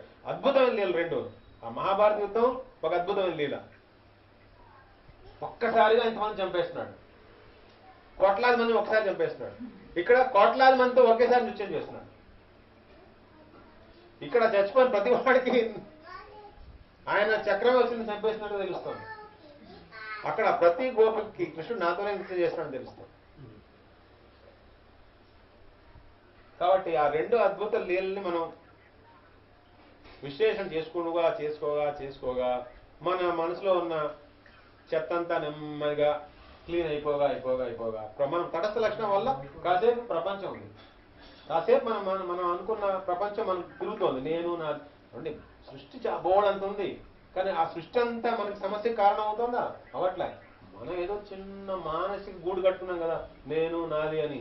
ఆ చిన్న మానసిక గూడు వల్ల లెక్కలు వేసుకుంటున్నాం మనం. నేనేంటి, భార్య ఏంటి, పిల్లలు ఏంటి, రిటైర్మెంట్ ఏంటి, పెన్షన్ ఎంత, గవర్నమెంట్ రూల్స్ ఏంటి, ఇలా ఏంటి, వడ్డీ తగ్గించేశారంట, ఇదేంటంట అదేంటంట రకరకాలు ఎవరి స్థాయిలో వాళ్ళు లెక్కలు వేసుకుంటారు. చిన్నపిల్లాడు ఉన్నాడంటే హోంవర్క్ చేయలేదని వాడు బాధ లోపల. వాడు హోంవర్క్ చేయలేదనే బాధ మనకి ఎప్పుడూ అర్థమవుతుంది. మన పెన్షన్ రేట్ తగ్గిపోయినా లేకపోతే interest rate, bank rate interest తగ్గిపోతే మన గుండె ఆగిపోతుంది. వాడు టీచర్ కొడుతామని వాడు అంటే భయం ఇద్దరికీ ఉంది. తాతయ్యకి భయం ఉంది, మనవడికి భయం ఉంది. కానీ మనవడికి భయం దేనివల్ల ఉంది? హోంవర్క్ చేయలేదని భయం ఉంది. తాతయ్యకి ఎవరు భయం ఉంది? పెన్షన్ ఇంట్రెస్ట్ వడ్డీ రేట్లు తగ్గిపోయాలని భయంగా ఉంది. అంటే ఏంటి? భయం అందరికీ ఉంది. కానీ భగవద్గీత ఏం చెప్తుంది? అభయం సత్వ సంశుద్ధి. స్టార్టింగ్ అది నీకు అభయాన్ని ఇస్తానంటారు. అభయం ఎలా వస్తుంది మనకి? ఇటు చూస్తున్నప్పుడు ఈ మారిపోతున్న ప్రపంచం మీదే మన దృష్టి ఉంటే భయం పోవాలి. ఏదో స్థిరంగా ఉన్నదాన్ని పట్టుకోవాలి. స్థిరంగా ఉన్నది భగవంతుడు. సో భగవంతుడు వైపు మనం తిరిగితేనే మనకు ఆ నిర్భయత్వం వస్తుంది. అందుకని ఇక్కడే ఉన్నారు. స్వాధ్యాయకు ఇంకో అర్థం ఏంటంటే, స్వాధ్యాయం అంటే గ్రంథ పఠనం ఒక అధ్యయనం, ఒక మీనింగ్. స్వ అధ్యయనం అంటే రెండు జరుగుతుండాలి సైమల్టేనియస్ గా. శాస్త్రంలో ఏం చెప్పబడిందో తెలుసుకుంటూ ఉండాలి, అది ఆచరిస్తూ ఉండాలి. మనలో ఏం జరుగుతుందో మనం తెలుసుకుంటూ ఉండాలి. ఈ రెండింటికి మిస్ మ్యాచ్ అవుతుందన్న సంగతి కూడా మనం తెలుస్తూ ఉండాలి. ఏం నష్టం లేదు, తెలుసుకోండి. నేను పూర్తిగా ఇక్కడ ఉన్నట్టుగా చేయట్లేదు, ఓకే మీకు తెలుసు కదా, చాలు, ఎవరు చెప్పక్కర్లేదు అని చెప్పుకోండి. నువ్వు ఇలా చెప్పావు, నేనేమో ఇలా చేస్తున్నానే, నువ్వేమనుకో ప్లీజ్, కాసేపు సరే కానీ అంటాడు. తర్వాత మళ్ళీ మనలో ఆ భావం కలిగిస్తాడు, ఇలా చేయకూడదు. నెమ్మదిగా అది ఉపశమనం అయిపోతుంది. అప్పుడు మళ్ళీ రైట్ ట్రాక్ లో వస్తాడు. మహాత్ములు చెప్పారు, భక్తి మొదలు పెట్టగానే ఎవరు పర్ఫెక్ట్ అవ్వడు, కానీ భక్తి మొదలు పెట్టేసాడంటే వాడు రైట్ ట్రాక్ లోకి వచ్చాడు. నెమ్మదిగా మీరు బట్టలు ఉతికేయడానికనే ఏం చేశారు? బట్టలు సర్ఫ్లో కలిపేసి బట్టలు వేశారు. వేసిన వెంటనే మట్టి పోయిందండి, పోలేదు. వేశారు కదా, కాసేపు నాంటుందిగా, మళ్ళీ తీస్తారుగా, దాన్ని రుద్దుతారుగా, బాదుతారుగా, పిండుతారుగా, మళ్ళీ ఆరేస్తారుగా, మొత్తం మట్టి పోతుంది. ఈ ప్రాసెస్ కూడా అంతే. ఈ ప్రాసెస్ వల్ల ఏమవుతుందంటే, ఈ భక్తి ప్రాసెస్ లో నెమ్మదిగా లోపల ఉన్న అన్ని కల్మషాలన్నీ పోతాయి, నెమ్మదిగా పోతాయి. అందుకని రెండు రకాల స్వాధ్యాయం అన్నారు. ఒకటి శాస్త్రం నుంచి నేర్చుకుంటున్నది, ఒకటి అసలు మనలో ఏమున్నాయి మనల్ని మనం చూసుకోవడం. అంటే మన అంతర్ముఖం ఎలా ఉంది, బాహ్యముఖం కాదు, అంతర్ముఖం. అసలు మన మనోభావాలు ఎలా ఉన్నాయి, అసలు ఈ ప్రపంచంలో ఏ వస్తువు, ఏ వ్యక్తి, ఏ పరిస్థితి నన్ను బాగా ఆకర్షిస్తుంది, ఏం చెప్తే నా ఆల్రెడీ బాగా ఎక్కువ వస్తుంది. ఏదో ఉంటాయి, ప్రతి ఒక్కరికి వేరు ఉంటాయి. అందరికీ ఒకటే ఉండకపోవచ్చు, కానీ ఆల్రెడీ ఒకటే. నేను స్విస్ బ్యాంక్ లో డబ్బులు వేసుకున్నాను అనుకో నేను స్విస్ బ్యాంక్ లో డబ్బులు వేసుకున్నాను అనుకోండి, అసలు నేను ఈ ప్రపంచంలో ఎవరి దగ్గర అసలు ఏం మాట నాకేం భయం రాదు. నేను ఇలా ఉంటుంది మాట చెప్తాను. స్విస్ బ్యాంక్ మునిగిపోయిందంట అన్నాం అనుకోండి, ఆ గుండె అయిపోతుందా లేదా? అంటే మనం ఏదో కథలో చెప్తుంటారు, వాడు పంచ ప్రాణాలు చిలకలో ఉంటుందంటాడే. అలాగా ప్రతి మనిషికి వాళ్ళ పంచ ప్రాణాలు ఎక్కడో పెట్టుకుని ఉంటారు. అందులో ఏదైనా కదిపితే మనకి ఆందోళన వస్తుంది. అది కదలంటే మనం బాగానే ఉంటాం. కాబట్టి మనం ఏం చెక్ చేసుకోవాలంటే మన పంచ ప్రాణాలు ఈయన మీద పెట్టుకోవాలి, నెమ్మదిగా మార్చుకోవాలి, దిశని మార్చుకోవాలి, వేరే చోట పెట్టకుండా. అంటే ఇమోషనల్ ఇన్వెస్ట్మెంట్ ఇంకో చోట పెట్టకుండా ఇమోషనల్ ఇన్వెస్ట్మెంట్ అంతా నెమ్మదిగా డైరెక్షన్ మార్చుకుని ఈ శాస్త్రం ప్రకారంగా మనం ఏం చేయాలంటే భగవంతుడి వైపు తిప్పుకోవాలి. అప్పుడు మనకి శాశ్వతమైనటువంటి ఆనందం వస్తుంది. అలాగే ఇక్కడ ఒక్కొక్క విషయం చూడండి, మనం జిలేబీ చేస్తాం, చాలా ఇంపార్టెంట్, నాకు చాలా ఇష్టం ఆ జిలేబీ. ఆ జిలేబీ ఏం చేస్తాం, మనం ముందు వేయిస్తామా, వేయించిన తర్వాత ఏం చేస్తారు, పాకంలో. అలా ఈ స్వాధ్యాయం అభ్యసనం అంటే మన మనసు ఈ ప్రపంచంలో వేగిపోయిన జిలేబీ, ఇది పాకంలో వేయాలి. పాకంలో వేస్తే స్వీట్నెస్ వస్తుంది, సాఫ్ట్నెస్ వస్తుంది, స్వీట్నెస్ వస్తుంది, స్విఫ్ట్నెస్ వస్తుంది, అన్నీ వస్తాయి, అన్నీ వస్తాయి, అన్నీ వస్తాయి. అన్నీ రావాలంటే స్వాధ్యాయం. అది వాంగ్మయ తపస్సు అన్నమాట. సరే, మనసు ఎలా ఉండాలో చెప్పారు 16వ శ్లోకం. మన ప్రసాద సౌమ్యత్వం మౌనమాత్మ వినిగ్రహ భావ సంశుద్ధిరిత్యేతత్ తపోమానసముచ్యతే. కాబట్టి ఈ ప్రాసెస్ లో ఇన్వాల్వ్ అయిన వాళ్ళు మనసుని ఎలా పెట్టుకోవాలో చెప్పారు. మన ప్రసాద అంటే ప్రసన్న చిత్తుగా ఉండాలి ఎప్పుడూను, మందహాస్యంతో. దానింటే చిరుమందహాస్యం, ప్రసన్న చిత్తుడు. అసలు ప్రసన్న చిత్తుడు. మనం ఏమో ఎప్పుడు ఏదో అన్ని కోల్పోయిన జీవితంలో అన్ని కోల్పోయిన దేవదాస్ లాగా డిప్రెషన్ లోను, సప్రెషన్ లోను, లేకపోతే అగ్రెషన్ లోను అటుగాని ఇటుగాని ఉంటాం. ప్రశాంతంగా ఉన్న చాలా టైం తక్కువ.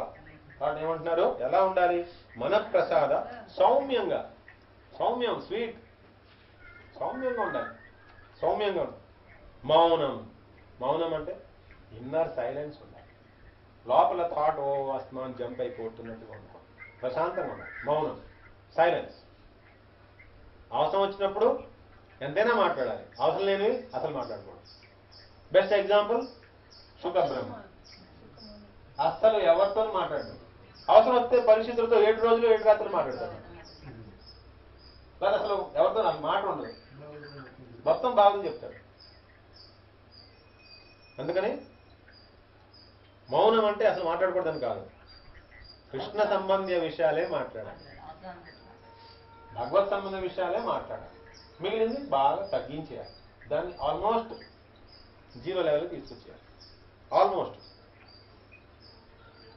ఆత్మ వినిగ్రహం అంటే ఇంద్రియాలని కంట్రోల్లో పెట్టుకోవాలి. ఇంద్రియాలు కంట్రోల్ లేకపోతే ఏమవుతుంది, ఇంద్రియాలే మనసుని మళ్ళీ మాట్లాడిస్తాయి.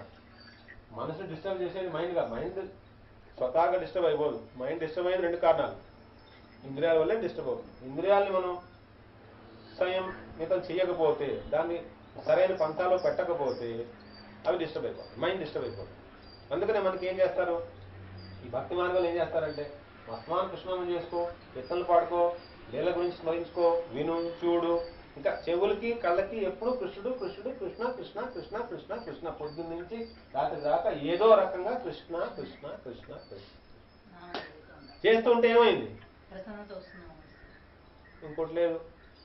ఇప్పుడు మనం ఏం చేస్తున్నాం, కృష్ణ కృష్ణ కృష్ణ, ప్రతి దానిలో కృష్ణ, అది కావాలి నాకు, ఇది కావాలి, అది అవ్వలేదు, ఇది కృష్ణ దాహం ఎప్పటికీ తీరట్లేదు. ఎన్ని సంవత్సరాలు ఉన్న మనిషికి తీరట్లేదు. 50 సంవత్సరాలు అయిపోయింది, సరే 50 అయిపోయింది కదా, ఇప్పుడు వదిలేద్దామా, లేదు. 60 వచ్చినా అలాగే ఉంది, 70 వచ్చినా అలాగే ఉంది. మరి ఎప్పుడు వస్తున్నా కృష్ణ, ఎప్పుడు కృష్ణ అయినా ఏదో కృష్ణ, అది అవ్వలేదు, ఇది అవ్వలేదు, ఇది చేయాలి, అది చేయాలి, అది అవ్వకో, ఇంకా అసలు ఎండ్ లేదు దానికి. కాబట్టి ఎక్కడో అక్కడ దాన్ని తగ్గొట్టాలి. భావ సంశుద్ధి అంటే హృదయంలో కల్మషం లేకుండా, ఎందుకని కల్మషం అసలు ఎందుకు ఉంటుంది? మనకు ఒక వస్తువు మీద ఎక్కువ ఆసక్తి ఉంటే, ధర్మయుక్తంగా వెళ్తే అది నాకు రాదేమో అని భయం ఉంటే, అప్పుడు నేను దొంగ మార్గాల్లోకి వెళ్ళిపోతాను. అప్పుడు నా హృదయంలో కల్మషం వచ్చేస్తుంది. అలా వస్తువు మీద అంత ఆసక్తి లేదనుకోండి, కల్మషం రాదు.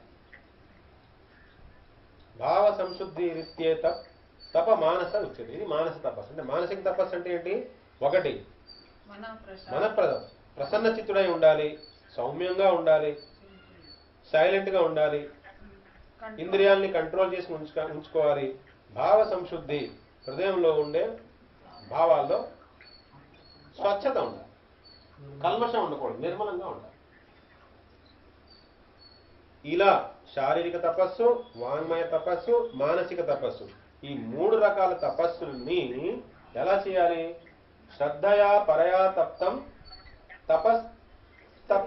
త్రివిధై నరై అఫలాకాంక్షిభిర్యుక్తై సాత్వికం పరిచక్షసి. ఇక్కడ కూడా మళ్ళీ చెప్పారు, ఫలాన్ని ఆశించకుండా. ఈ 3 ఎందుకు చేయాలి? ఈ శారీరక తపస్సు ఇలాగా, వాంగ్మయ తపస్సు ఇలాగా, మానసిక తపస్సు ఇలాగా. ఎవరి కోసం చేయాలి? ఫలాన్ని ఆశించకుండా చేయాలి.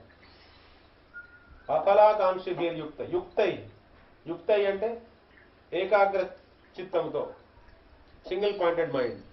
యుక్తై శ్రద్ధయా పరయా తప్తం, శ్రద్ధగా చేయాలి. పరమ శ్రద్ధతో ఈ 3 శారీరక తపస్సు, వాంగ్మయ తపస్సు, మానసిక తపస్సు. శారీరక తపస్సు వల్ల ఏమైంది? మనం గురువుల దగ్గరికి, ప్రాజ్ఞుల దగ్గరికి ఫిజికల్ గా వెళ్ళాం.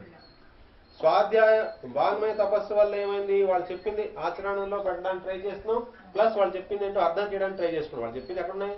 శాస్త్రం ముందుగా తెలుసుకున్నాం కదా. తర్వాత మానసిక లెవెల్లో మనం మనసు ప్రశాంతంగా ఉంచుకుని, మౌనంగా ఉంచుకుని, ఎప్పుడు మాట్లాడినా భగవద్ విషయాలే మాట్లాడుకుంటూ, కల్మషాలు ఏమీ లేకుండా జీవించడానికి ట్రై చేస్తున్నాం. ఇలా కనుక మనం తపస్సు చేస్తున్నామంటే అది సాత్విక తపస్సు. ఇంకా సాత్వికమేది ఏం లేదు. దీని తర్వాత కొంచెం ఉంటుంది. ఇంకా నెక్స్ట్ స్టెప్ ఇది. ఇక్కడ దాకా వచ్చేస్తే ఇక్కడ నుంచి కొంచెమే, ఆ కొంచెానికి మళ్ళీ సత్సాంగత్యం కావాలి, సాధు కృప కావాలి, భగవంతుడి కృప కావాలి, అది కావాలి. సత్కారమాన పూజార్థం తపోదంభేన చైవ యత్ క్రియతే తదిహ ప్రోక్తం రాజసం చలమధ్రువం. సత్కారం కోసం, ప్రతిష్ట కోసం, అందరూ నన్ను పూజించాలి అనే భావంతో, అసలు నా దగ్గర అంత లేకపోయినా అంత చూపించుకుంటూ, దాన్ని దంభం అంటారు. అలా గనక చేస్తే ఈ పనులే చేస్తాడు. మళ్ళీ శారీరకంగా, మానసికంగా, వాంగ్ ఇలాంటి పనులు చేస్తుంటాడు. కానీ ఉద్దేశం వేరు. ఉద్దేశం ఎలా ఉన్నాయి? నాకు పేరు ప్రతిష్టలు రావాలి, అందరూ నన్ను పూజించాలి, ఇలాంటి భావన వచ్చేస్తుంది. దంభము. అలా చేస్తే అది ఎటువంటి తపస్సు? అది రాజసిక తపస్సు. పైగా దానికి ఇంకో 2 లక్షణాలు ఉంటాయి. రాజసిక తపస్సు లక్షణం ఏంటంటే లాస్ట్ చెప్పారు, చలం అధ్రువం. ఇప్పుడు ఒకడు సాత్వికంగా ఈ తపస్సు చేస్తున్నాడు అనుకోండి, ఈ శారీరక వాంగ్మయ మానసిక తపస్సు చేస్తున్నాడు అనుకోండి, వాడితో ఎటర్నల్గా ఉంటాయి. వాడు మారిపోడు, అలాగే ఉంటాడు. వాడు ఏదో కొంచెం తేడా వచ్చినా కూడా అలాగే ఉంటాడు. కానీ ఈ రాజసంతో చేసేవాడు ఉంటాడే, చలం అధ్రువం, వెంటనే మారిపోతాడు. అసలు మనిషి బయటకు వచ్చేస్తాడు వెంటనే.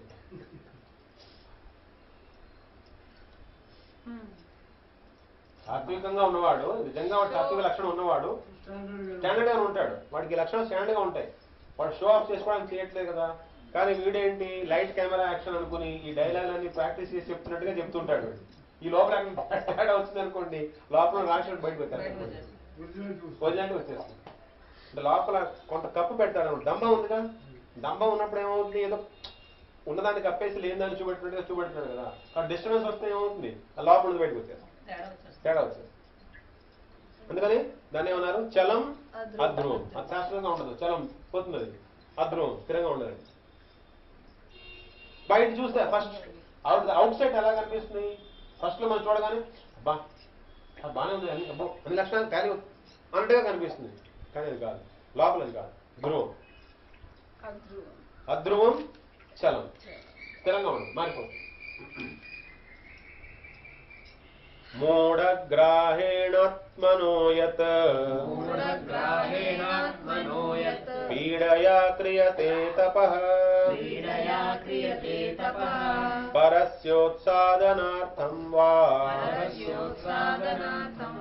తత్తామసముదాహృతం. మూఢగ్రాహేణాత్మన, మూఢుడు అనమాట. కేవలం పంతం నెగ్గించుకోవడం కోసం ఒక తపస్సు చేస్తున్నాడు. ఎందుకు చేస్తున్నాడంటే నా పంతం నెగ్గాలి. దానికి పీడయా క్రియతే, పీడయా క్రియతే, పీడయా క్రియతే. తన శరీరం కష్టపెట్టేసేసుకుని కూడా తపస్సు చేసేస్తున్నాడు. తన శారీరకంగా తను విపరీతంగా కష్టపడిపోయినా చేసేస్తున్నాడు. ఎందుకు చేస్తున్నాడు? పంతం గెలవాలి. రావణాసురుడు లాంటి వాడు నా పంతం గెలవాలి, తపస్సు చేస్తున్నాడు, కానీ నా పంతం గెలవాలి. పర్పస్ ఏంటి? నేను గెలవాలి. పైగా ఇంకో ప్రాబ్లం ఏంటి అందులో? పరస్యోత్సార్ధనార్థం, ఇతరుల్ని నాశనం చేయడానికి కూడా. మన పర్పస్ ఏంటంటే ఇతరులను కూడా నాశనం చేసేయాలి అని పవర్స్ అని నాకు వచ్చేయాలి. తత్తామస ఉదాహరణం. మూఢంగా చేస్తున్నాడు. మూఢగ్రాహేణాత్మను, వాడి ఆత్మ అంతా మూఢగ్రాహం. అంటే మూఢం అనేది ఒక గ్రహంలో వాడు లాగేసుకుంటాడు అనమాట. మూఢత్వానికి లోనైపోయి చేస్తున్నాడు. మన శరీరాన్ని హింస చేసేసినా సరే తన శరీరాన్ని కూడా కష్టపడేసుకుని చేసేస్తున్నాడు. పరస్యోత్సాదనార్థం, ఇతరుల్ని కూడా హాని చేయడానికి. వాడు మెయిన్ పర్పస్ అంటే ఇతరులు కూడా హాని చేయడానికి రెడీ వాడు చేస్తాడు. దానికోసమే చేస్తున్నాడు అసలు. దాన్ని ఏమన్నారు? తత్తామసం ఉదాహరణం. ఇప్పుడు తపస్సు 3 రకాలు అయిపోయా. 3 రకాల దానాల గురించి. దానం ఎలాంటి దానం? సాత్వికం. ఎలాంటి దానం? రజోగుణంతో సంబంధించింది. ఎలాంటి దానం? తామసికం. దాతవ్యమితి యద్దానం దీయతే అనుపకారిణే దేశే కాలే చ పాత్రే చ తద్దానం సాత్విక స్మృతం. ఒకడు దానం ఇస్తున్నాడు. సాత్విక దానం ఎలా ఉంటుందంటే, ఎందుకు ఇస్తున్నాడు? దానం ఇవ్వాలి అని చెప్పబడింది కాబట్టి ఇస్తున్నాను. 1. 2, ఎవరికైతే నేను దానం ఇస్తున్నానో వాళ్ళ దగ్గర నుంచి నేను మళ్ళీ ఏమీ కోరుకోవట్లేదు. వీళ్ళు నాకు మళ్ళీ ఏమో చేయాలనే భావన నాకేం లేదు. ఇచ్చానంటే ప్రతిఫలం ఆశించట్లేదు వాళ్ళ దగ్గర నుంచి. ఎక్కడిచ్చాడు దానం? తీర్థ అది కదా, పవిత్ర స్థానంలో, సరైన ముహూర్తంలో, అంటే మంచి పుణ్యకాలంలో పుణ్యతీర్థ స్థానాల్లో దానం ఇచ్చాడు. సరైన పాత్రకి ఇచ్చాడు. దేశే కాలేచ పాత్రేచ అంటే సరైన సమయంలో, సరైన స్థానంలో, సరైన పాత్రకి ప్రతిఫలాన్ని ఆశించకుండా దానం ఇవ్వాలి అని చెప్పబడి ఉంది కాబట్టి చేశాడు. అది సాత్వికం అవుతాడు. కానీ చేశాడు అని భావన ఉంటుంది వాడికి. వాడు ఎక్కడో అక్కడ ఎవరికో ఒకరికి చెప్తాడు వాడు నేను చేశానని. ఏదో బాగా క్లోజ్ ఫ్రెండ్స్ కి చెప్పచ్చు, వాడు పేపర్లో ఫోటో ఇచ్చుకోకపోవచ్చు. ఎందుకంటే ఎవరికి చెప్పకపోయినా లోపల భావం ఉంటుంది నేను ఇచ్చానని, నేను ఇంత మంచివాడిని.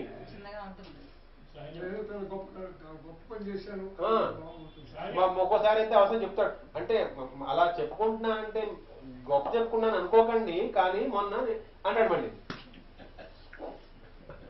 మంచి పని చేశాను అనే ఉద్దేశం ఉంటుంది. అంటే నేను కర్తని అనేది ఉంటుంది. ఆయన పూర్తిగా లోపల సింహాసనం వేసి మొత్తం నువ్వే నడుపుతున్నావు, నేను నీ దాసుడు అనేది లేదు. చెప్పడు, పనిచేసి పోతాడు అంతే. పనిచేసి పోతాడు. ఆయనతో ఒక యుక్తమై ఉంటాడు, భగవంతుడితో యుక్తుడై ఉంటాడు. అదే సత్వగుణానికి భక్తికి ఒకే ఒక మెట్టు తేడా.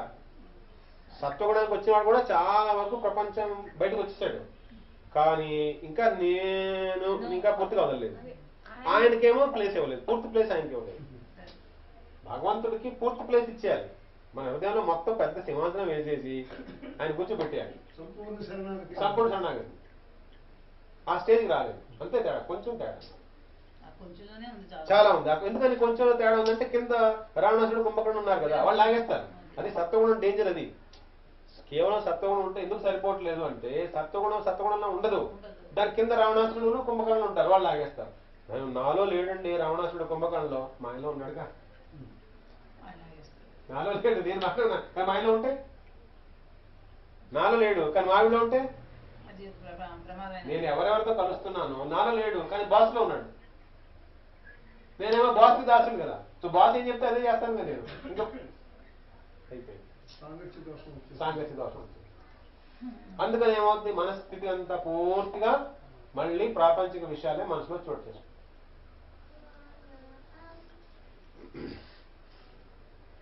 యత్తు ప్రత్యుపకారార్థం ఫలముద్దిశ్య వా పునః దీయతే చ పరిక్లిష్టం తద్దానం రాజసంస్మృతం. రాజస దానం ఎలా ఉంటుంది? ప్రతిఫలాన్ని ఆశిస్తాడు, ఫలాన్ని ఉద్దేశించే చేస్తాడు.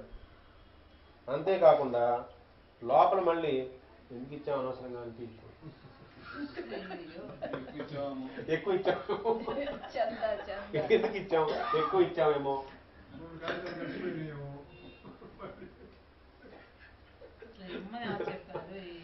దానం ఇచ్చాడు బాబు, కానీ ఫలాన్ని ఆశించాడు. చూడండి, అసలు మనం చేసేవన్నీ అంత సూక్ష్మంగా అన్ని రాసుకొచ్చారు చక్కగా, ఒక్కోటి. అంటే మనం నెమ్మదిగా ఒక్కొక్క మెట్టు ఎక్కుతామని మన లక్షణమే.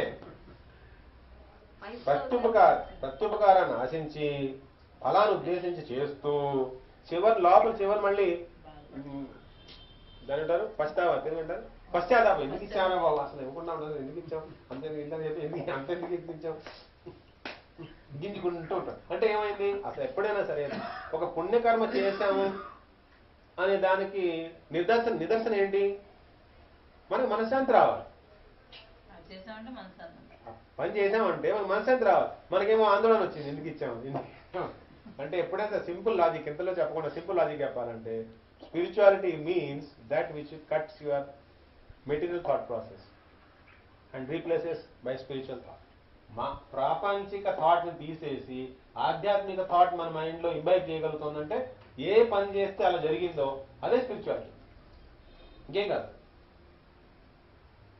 మరి ఇలా చేస్తే ఏమైంది, నేను దానం ఇవ్వాలని దానం ఇచ్చింది పేరు కోసం, ఫలాన్ని ఆశించి ఇచ్చాను. వాడు మళ్ళీ నాకు రేపు పొద్దున సలాం కొట్టాలి నేను వచ్చినప్పుడు, ఎందుకంటే దానం ఇచ్చాను కదా, వాడు నాకు సలాం కొట్టాలి, వాడు నాకు సేవ చేయాలి, వాళ్ళకే ఇచ్చాను నేను దానం. తర్వాత మళ్ళీ లోపలేం పీలుతుంది, ఎక్కువ ఇచ్చాను నేను, ఇవ్వకుండా ఉండాల్సింది. అంటే ఏమైంది, మనసు ప్రశాంతంగా ఉన్నట్ట, లేకపోతే అల్లడికి లోన్ అయినట్ట? అల్లడికి లోన్ అవుతుందంటే మనం సరైన మార్గంలో లేవు.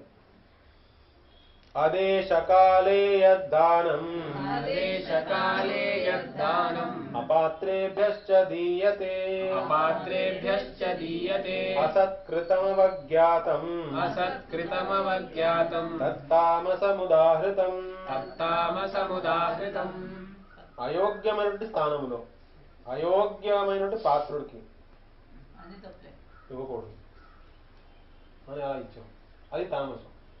లేదా ఒక్కొక్కసారి దానం ఆయనకి ఇచ్చినా తప్పులేదు, ఆయన సమర్థుడే తీసుకోవడానికి, నిజంగా అరుడే దానం తీసుకోవాలి, కానీ మనం చీదరించి ఇచ్చాం, తిట్టుకుంటూ ఇచ్చాం కానీ సరే తీసుకోండి అన్నట్టుగా ఇచ్చాం, కసురుకుంటూ విసురుకుంటూ. లోపల ఎలా ఉంటుంది, సద్భావం లేదు, అది తామసం. అంటే ఎవరికైతే ఇవ్వకూడదో వాళ్ళకి ఇచ్చాం, ఇవ్వరాని ప్లేస్లో ఇవ్వరాని సమయంలో ఇచ్చాం, అది తామసం. ఎవరికైతే ఇవ్వచ్చు వాళ్ళకి సరైన మోటివ్తో ఇవ్వలేదు, సరైన అవగాహనతో, సరైన శ్రద్ధతో, వినయంగా ఇవ్వలేదు, తిరస్కారపూర్వకంగా, అంటే చీదరించి ఇచ్చినట్టుగా, ఏదో ముష్టివాడికి ముష్టి అలా విసిరేసినట్టుగా ఇస్తాం. అది అవమానపరిచినట్టు అవుతుంది, అది తామసం. ఇప్పటికీ ప్రాబ్లమ్స్ అన్నీ అయిపోయాయి. ఇప్పుడు ఆన్సర్ వచ్చేసింది. మరి మీరు వింటానంటే కంప్లీట్ చేసేస్తాను ఆన్సర్. చెప్పమంటారా? అయితే ఆన్సర్ ఇది ఫైనల్ ఆన్సర్. ఇది క్లిక్ అయిపోయింది. ఓకే అంతే కదా, మన టీవీ సీరియల్స్ కాదు కదా అనవసరంగా టెన్షన్ పెట్టడానికి. ముందే అందుకే ఫస్ట్లోనే నేను ఆన్సర్తో మొదలు పెట్టాను. అందుకే ఇప్పుడు మనకి కళ్ళకు కనిపిస్తున్న ప్రపంచం ఏదైతే ఉందో ఇవి పాంచభౌతిక పదార్థాలతో తయారైన ప్రపంచం. దీని మీద మనకున్న రాగద్వేషాల వల్ల మనం ఇటువంటి యజ్ఞ దాన తప అన్ని చేస్తున్నాం. మనం చేసే యజ్ఞము, దానము, తపస్సు, ఆహారము, శ్రద్ధ ఇవన్నీ వీటితో సంబంధం పెట్టుకుని ఉన్నాయి. వీటిలో మనం ఇరుక్కుపోయి మనకి తెలిసి తెలియని జ్ఞానంతో శాస్త్రాన్ని పక్కన పెట్టేసి మనం చేస్తున్నప్పుడు ఈ సత్వరజతమ గుణాలతో వచ్చిన లక్షణాలన్నీ వచ్చాయి. అవునా కాదు? ఇప్పుడు శాస్త్రం ఏం చెప్తోంది? ఓం తత్సదితి నిర్దేశో బ్రహ్మణస్త్రివిధ స్మృతః బ్రాహ్మణాస్తేన వేదాంశ్చ యజ్ఞాశ్చ విహితాః పురా. ఇప్పుడు ఈ భగవంతుడి యొక్క బహిరంగ శక్తితో ఏ ప్రపంచం అయితే ఉందో, ఏదైతే మనకి ఇంద్రియ గ్రాహ్యమో బుద్ధి గ్రాహ్యమో, ఇది కాకుండా దీనికి అతీతంగా ఆ భగవంతుడు ఈ విశ్వానికి కారణం ఆయనే, ఈ విశ్వ రూపంలో కనపడుతుంది ఆయనే, ఈ విశ్వానికి అతీతంగా ఉన్నది ఆయన. సో విశ్వరూపము ఆయనదే, విశ్వ కారకుడు ఆయనే, విశ్వానికి అతీతంగా ఉన్నవాడు ఆయన. ఆ భగవంతుడిని సూచించే పదం ఓం. వేదాల్లో భగవంతుడిని సూచించే పదం ఏంటి? ఓం. ఓం తత్ సత్ 3 పదాలు వాడతారు భగవంతుడిని సూచించడానికి. భగవంతుడిని అందుకే ఇక్కడ ఏమన్నారు? నిర్దేశ. నిర్దేశ అంటే చూపించడం అనమాట. ఫర్ ఎగ్జాంపుల్ ఇక్కడ ఒక పాయింటర్ పెట్టారనుకోండి, రోడ్డు మీద ఒక పాయింటర్ పెట్టారు, ఏలూరు 60 కిలోమీటర్లు అని రాసింది అనుకోండి. ఆ దిశలో మనం 60 కిలోమీటర్లు వెళ్ళిపోతే ఏలూరు వస్తుంది. నిర్దేశించారు ఇలా వెళ్ళమని. అలా ఇప్పుడు ఓం తత్సదితి నిర్దేశ అంటే ఆ భగవత్ ధామం, భగవత్ తత్వం, భగవంతుణ్ణి ఇండికేట్ చేయడానికి ఓం తత్ సత్ ఈ 3 పదాలు వాడతారు. ఓం అంటే డైరెక్ట్ భగవంతుడి పేరేది, నామమేది. తత్ అంటే అది అని అర్థం. సత్ అంటే 3 కాలాల్లోనూ ఉంటుంది, మారకుండా సత్యమైంది. ఇక్కడ ఏంటి? 3 కాలాల్లోనూ ఇక్కడ కనిపించే నామరూపాలు మారిపోతూ ఉంటాయి. మన ప్రపంచంలో ఏదైతే అనుభూతిలోకి వస్తూ ఉంటుందో ఈ ప్రపంచం అంతా ఇందులోంచి వచ్చింది. ఈయన పూర్ణమే, ఈ ప్రపంచం కూడా పూర్ణమే. పూర్ణమద పూర్ణమిదం పూర్ణాత్ పూర్ణముదచ్యతే పూర్ణస్య పూర్ణమాదాయ పూర్ణమేవావశిష్యతే. ఈ సత్తు పూర్ణమే, ఈ జగత్తు కూడా పూర్ణమే. కానీ ఈ నామరూపాత్మకంగా ఉన్న పూర్ణం ఈ సచ్చిదానంద స్వరూపం బ్రహ్మంలోంచి వచ్చింది, ఇందులోంచి ఇది వచ్చింది. మన ఆందోళన, మన తాపత్రయం, మన కష్టాలు, మన రాగద్వేషాలన్నీ ఈ నామరూపాలతో ఉంది. కానీ ఈ నామరూపాలతో కనిపిస్తున్న ప్రపంచం యొక్క సారం సచ్చిదానంద స్వరూపుడు.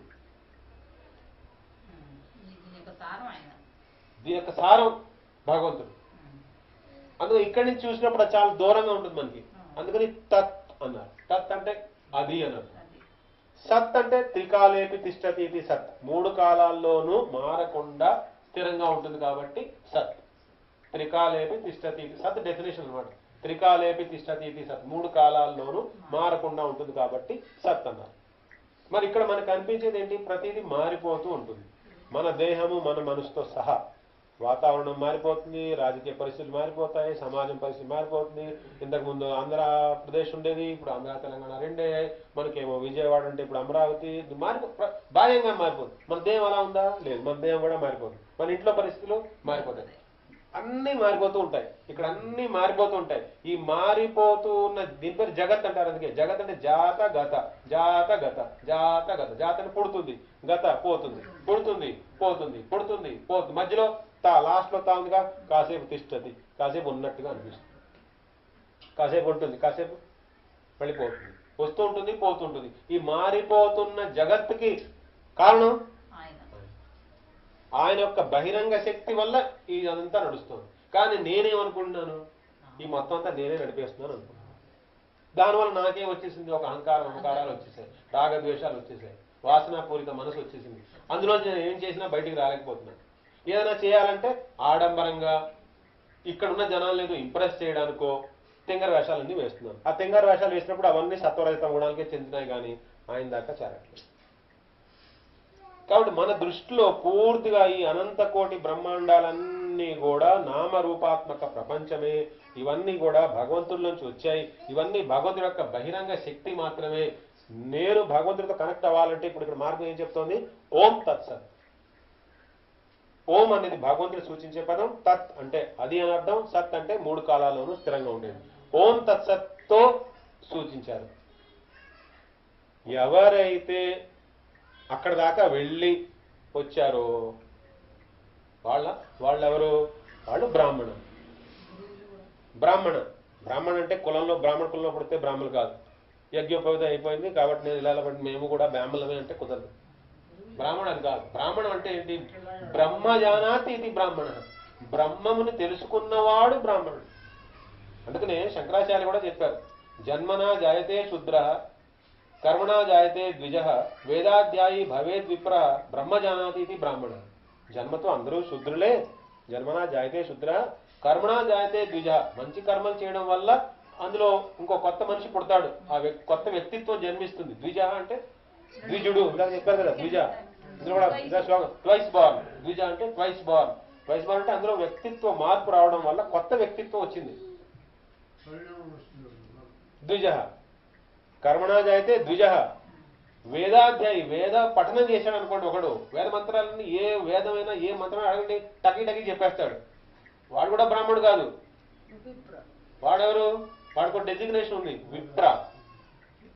వేదాధ్యాయి భవే విప్ర బ్రహ్మజానాతి ఇది బ్రాహ్మణ. ఎవరి అయితే బ్రహ్మములో టెస్ట్ వేసి కూర్చున్నాడో అంటే వాడి దృష్టిలోంచి నిజంగా ఈ నామరూపాత్మక ప్రపంచం ఎలా రాలిపోయింది. ఒక చెట్టు నుంచి ఎండిపోయిన ఆకు ఎలాగైతే రాలిపోతుందో ఆ ప్రపంచం వాడి మైండ్లోంచి పోయింది. కేవలం బ్రహ్మమే ఉంది. వాడు ఎప్పుడు బ్రహ్మానందంలో ఉన్నాడు, కృష్ణానందంలో ఉన్నాడు, కృష్ణుడితో ఉన్నాడు. వాడి పరిస్థితి లేదు. వాడు బ్రాహ్మణుడు కాదు, కానీ అవ్వగలిగే పొటెన్షియల్ మనలో ఉంది. అవ్వగలిగే పొటెన్షియల్ మనలో ఉంది. శక్తి అవకాశం అన్నీ ఉన్నాయి. అన్నీ ఇచ్చాడు మనకి భగవంతుడు, అన్ని సమకూర్చాడు. కాబట్టి మన లాగుతున్నాడు నెమ్మదిగా మీరు కూడా వచ్చేంద్ర బాబు అని. కాబట్టి ఎవరైతే అక్కడ దాకా వెళ్ళాడో వాడు బ్రాహ్మణుడు. వాడు బయటకు వచ్చి అవన్నీ చెప్పాలిగా. ఇప్పుడు అక్కడ ఏమేమి ఉన్నాయో చెప్పాలిగా, అక్కడ చూసినవి చెప్పాలిగా. ఆ చెప్పినప్పుడు వచ్చిన వాంగ్మయమే వేదం. ఆ వేదాన్ని అనుసరించి మళ్ళీ మనం ఇక్కడ ఏ విధంగా పనులు చేసుకుంటే అక్కడ దాకా మళ్ళీ వెళ్తామో అది యజ్ఞం. అందుకని ఇక్కడ ఏమన్నారు, ఆ ఓం తత్సత్లోంచే బ్రాహ్మణ వేద యజ్ఞము ఈ 3 వచ్చాయి.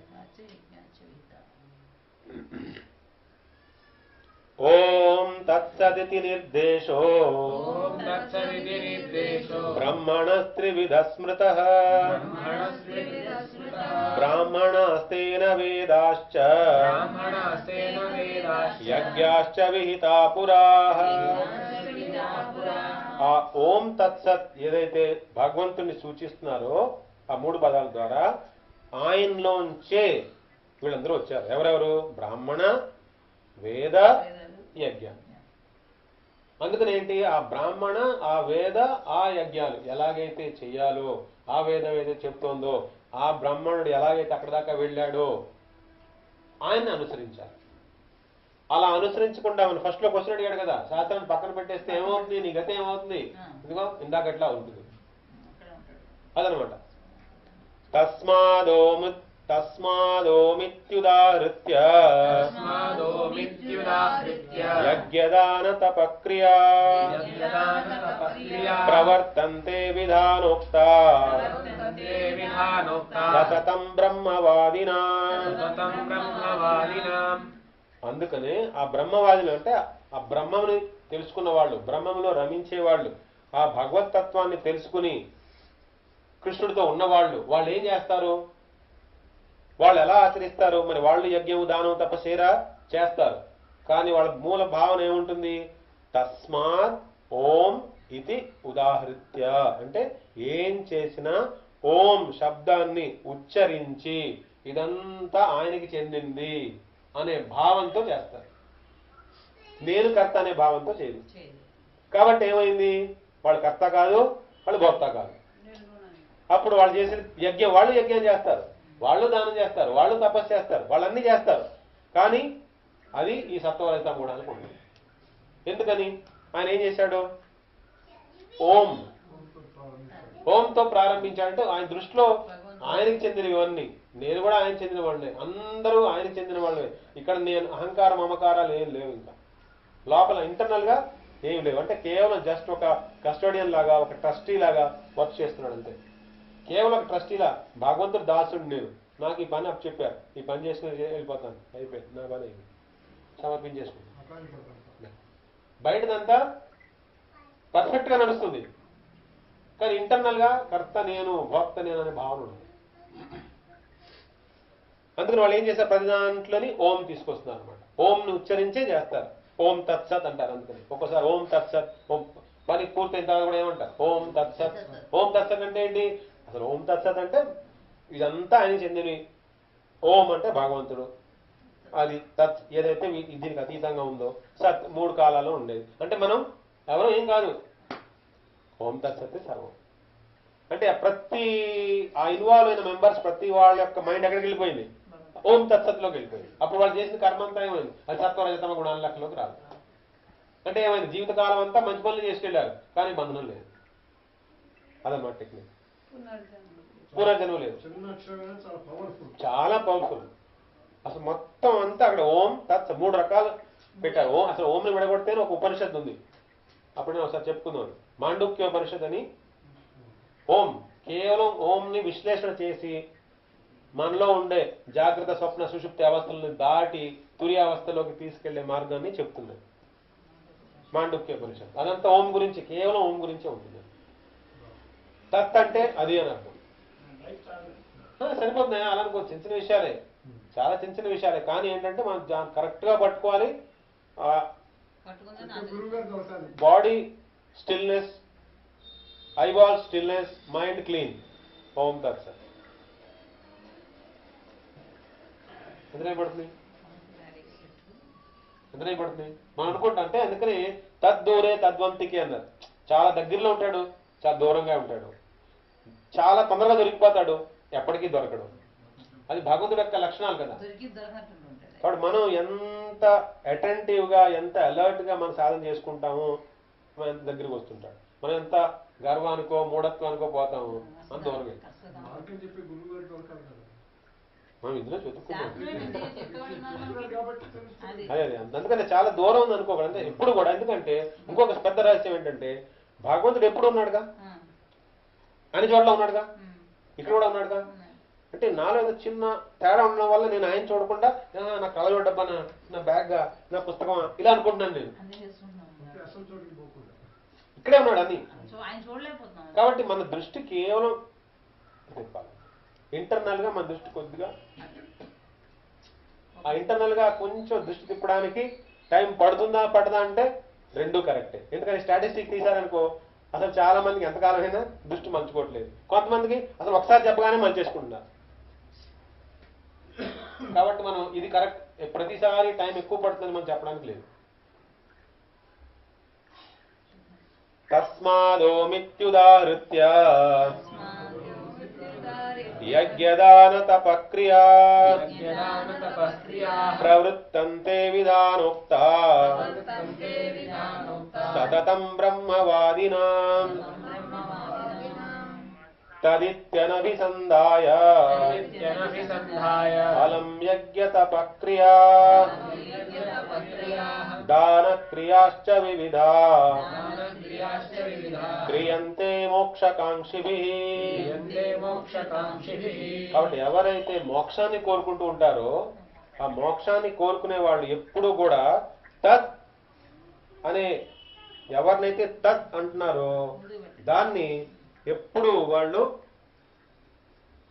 అన్వేషణ చేసుకుంటూ ఉంటారు, దాన్నే కోరుకుంటూ ఉంటారు. ఎందుకని ఆ తత్లోకి కనుక వాళ్ళు ప్రవేశిస్తే వాళ్ళు ఈ ప్రపంచాన్ని దాటేసినట్టేగా, వాళ్ళు మోక్షం వచ్చినట్టేగా. దేన్నైతే వాళ్ళు తత్ అంటున్నారో ఆ తత్ వస్తువు ఏదైతే ఉందో, ఈ ఓం తత్సత్ అన్నారు కదా, మోక్షాన్ని కోరుకునే వాళ్ళు ఆ తత్ని కోరుకుంటారు, మనమేమో ప్రపంచాన్ని కోరుకుంటాం.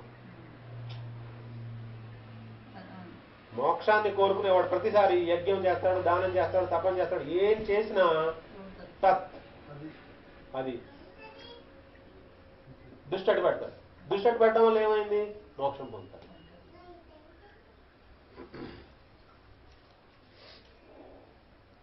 యజ్ఞం చేసినా, దానం చేసినా, తపస్సు చేసినా వాళ్ళు ఎప్పుడు తత్ అనే పదానికి ఇంపార్టెన్స్ ఇచ్చి, అంటే తత్ అనేది ఒకటి ఉందని తెలుస్తుంది వాళ్ళకి. మనకంతా ఇదంలో ఉంటుంది, ఇదం అంటే ఇది అని, అదేమో తత్.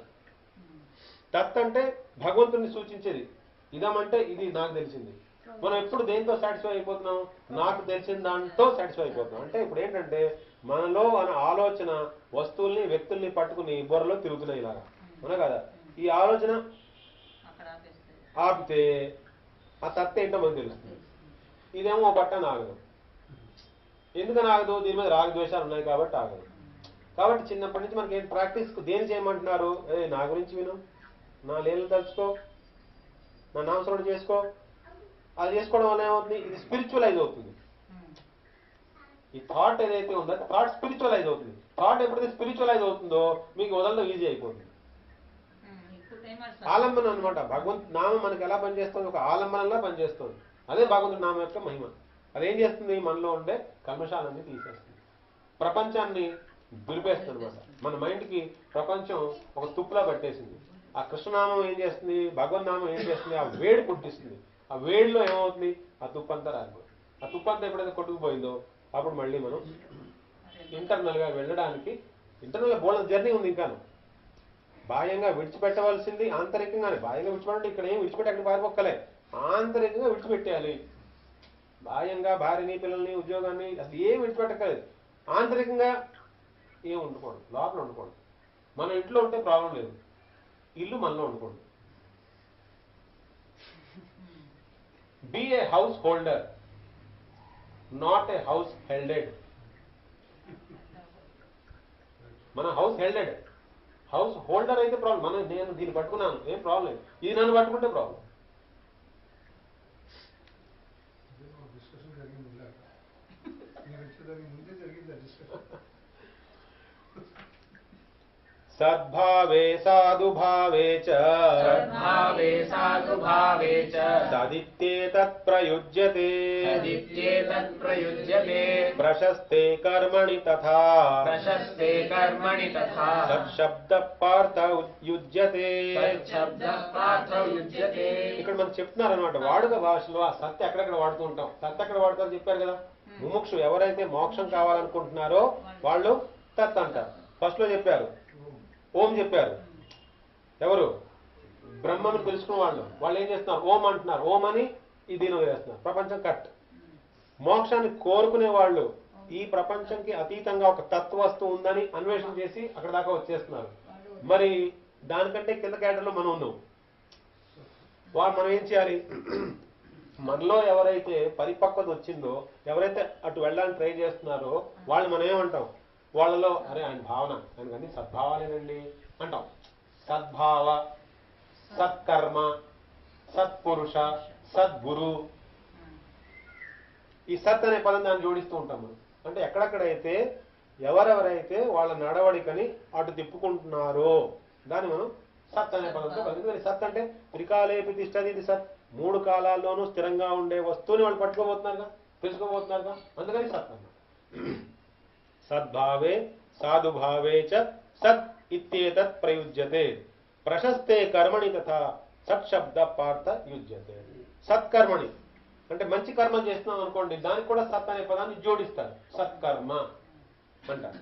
అంటే సత్ అనే పదం మన వాడుక భాషలో ఎక్కడ తెచ్చామో చూసుకుంటే కూడా మనకు కొంత క్లూ దొరుకుతుంది అని చెప్పడం ఉద్దేశం. మనం సత్ ఎక్కడెక్కడ వాడుతున్నాం? సత్ గురు అంటే ఏంటి? ఆ గురువు ఎప్పుడో సత్వస్తులో ఉంటాడు, కనెక్టెడ్ గా ఉంటాడు, తను కనెక్టెడ్ గా ఉంటాడు, మనల్ని కూడా దాంతో కనెక్ట్ చేస్తున్నాడు అనుకోండి, అది సత్. ముముక్షు అంటే ఏం చేస్తున్నాడు? తత్తో కనెక్ట్ అవడానికి ట్రై చేస్తున్నాడు. తత్ ఓం తత్ సత్, మూడింట్లో ఏదైనా పట్టుకోవచ్చు మనం. ఓం తత్ సత్ మనం ఎవరినైనా పట్టుకోవచ్చు. ఎక్కడి నుంచి పట్టుకున్నా స్టెప్ బై స్టెప్ మళ్ళీ అక్కడ దాకా వెళ్తాం. ఎందుకని మనకి భాగవతం ఏం చెప్తుందంటే బ్రహ్మ, పరమాత్మ, భగవాన్. బ్రహ్మం అంటే అంతటా వ్యాపించిన సత్యం అని, పరమాత్మ మనందరిలోనూ ఉన్న శక్తి, భగవంతుడి యొక్క అంశం. భగవాన్ అంటే తన ధామంలో తనుండి లీలలు చేసుకునేది. కాబట్టి ముందు మనకి బ్రహ్మం గురించి తెలుస్తుంది, తర్వాత పరమాత్మ, తర్వాత భగవాన్. సీక్వెన్స్ లోనే వెళ్తుంది, నెమ్మదిగా అదే రూట్లో వెళ్తారు అందరూ.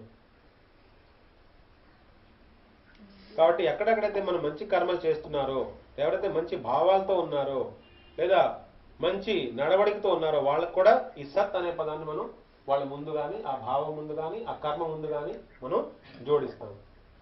యజ్ఞే తపసి దానే చ స్థితిః సదితి చోచ్యతే కర్మ చైవ తదర్థీయం సదిత్యేవాభిధీయతే. అప్పుడు యజ్ఞము, దానము, తపస్సు ఇవన్నీ కూడా మనం ఏమేమైతే చేస్తున్నామో ఎలా చేయాలి, ఏ విధంగా చేయాలి? సద్భావనతో చేయాలి. అలా సపోజ్ మనం పూర్తిగా ఆ పనే చేయట్లేదు అనుకోండి, యజ్ఞ మంత్రాలు మనం చదవట్లేదు, లేదా యజ్ఞానికి మనం ఏమి ఆర్థికంగా ఏమి చేయట్లేదు, కానీ ఒక యజ్ఞం జరుగుతుందంటే ఏమో అక్కడికి వెళ్ళి ఏదైనా ఫిజికల్ వర్క్ చేయొచ్చుగా, ఏదో కంట్రిబ్యూషన్ అనమాట. ఇప్పుడు గుడిలో ఇప్పుడు మనం గౌడీ మఠానికి వెళ్ళాం, లేదా కష్టపడి తుడి చేసాం, లేదా ఏదో ఒకటి ముగ్గు పెట్టాం, లేదా ఒకటి కూరలు తాగాం, ఏదో ఒకటి చేసాం అంటే మన కంట్రిబ్యూషన్ అనమాట. ఎందులో ఉంది మన కంట్రిబ్యూషన్? ఎవరో సత్కర్మలు చేస్తున్నారు, మనకేమో పూర్తిగా అంత ఏం లేదు, కానీ అక్కడికి వెళ్ళాం, ఆ సత్కర్మ చేసాం. చేయడం వల్ల ఎవరో పరిచయం అవుతారు, వస్తూ ఉండండి అంటారు, మనం వెళ్తూ ఉంటాం. నెమ్మదిగా ఏమవుతుంది? సత్సంగం ఏర్పడుతుంది. నెమ్మదిగా మళ్ళీ తత్ ఏంటో తెలుసుకుంటాం, నెమ్మదిగా ఏంటో ఓం వెళ్తుంది, తర్వాత ఏంటో కృష్ణుడు ఎవరిది. ఎక్కడైతే ఆ వాతావరణం ఉందో అందులోకి వెళ్ళి మనం ఏదో చేసినా నెమ్మదిగా. కాబట్టి ఆ యజ్ఞం, దానం, తపస్సులో డైరెక్ట్ గా ఇన్వాల్వ్ అవ్వకపోయినా అలాంటివి సత్సంబంధీయ విషయాలు ఎక్కడైతే జరుగుతున్నాయో అక్కడ మనం వెళ్ళి కూర్చుంటే, అక్కడ మన కంట్రిబ్యూషన్ ఏమైనా ఇస్తే నెమ్మదిగా మనకు ఇంకో ఛానల్ స్టార్ట్ అయ్యి మనం ఓం దాకా వెళ్ళగలుగుతాం. అశ్రద్ధయాహుతం దత్తం తపస్తప్తం కృతం చ యత్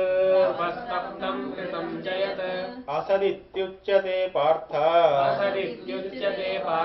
న చ తత్ప్రేత్యనో ఇహ.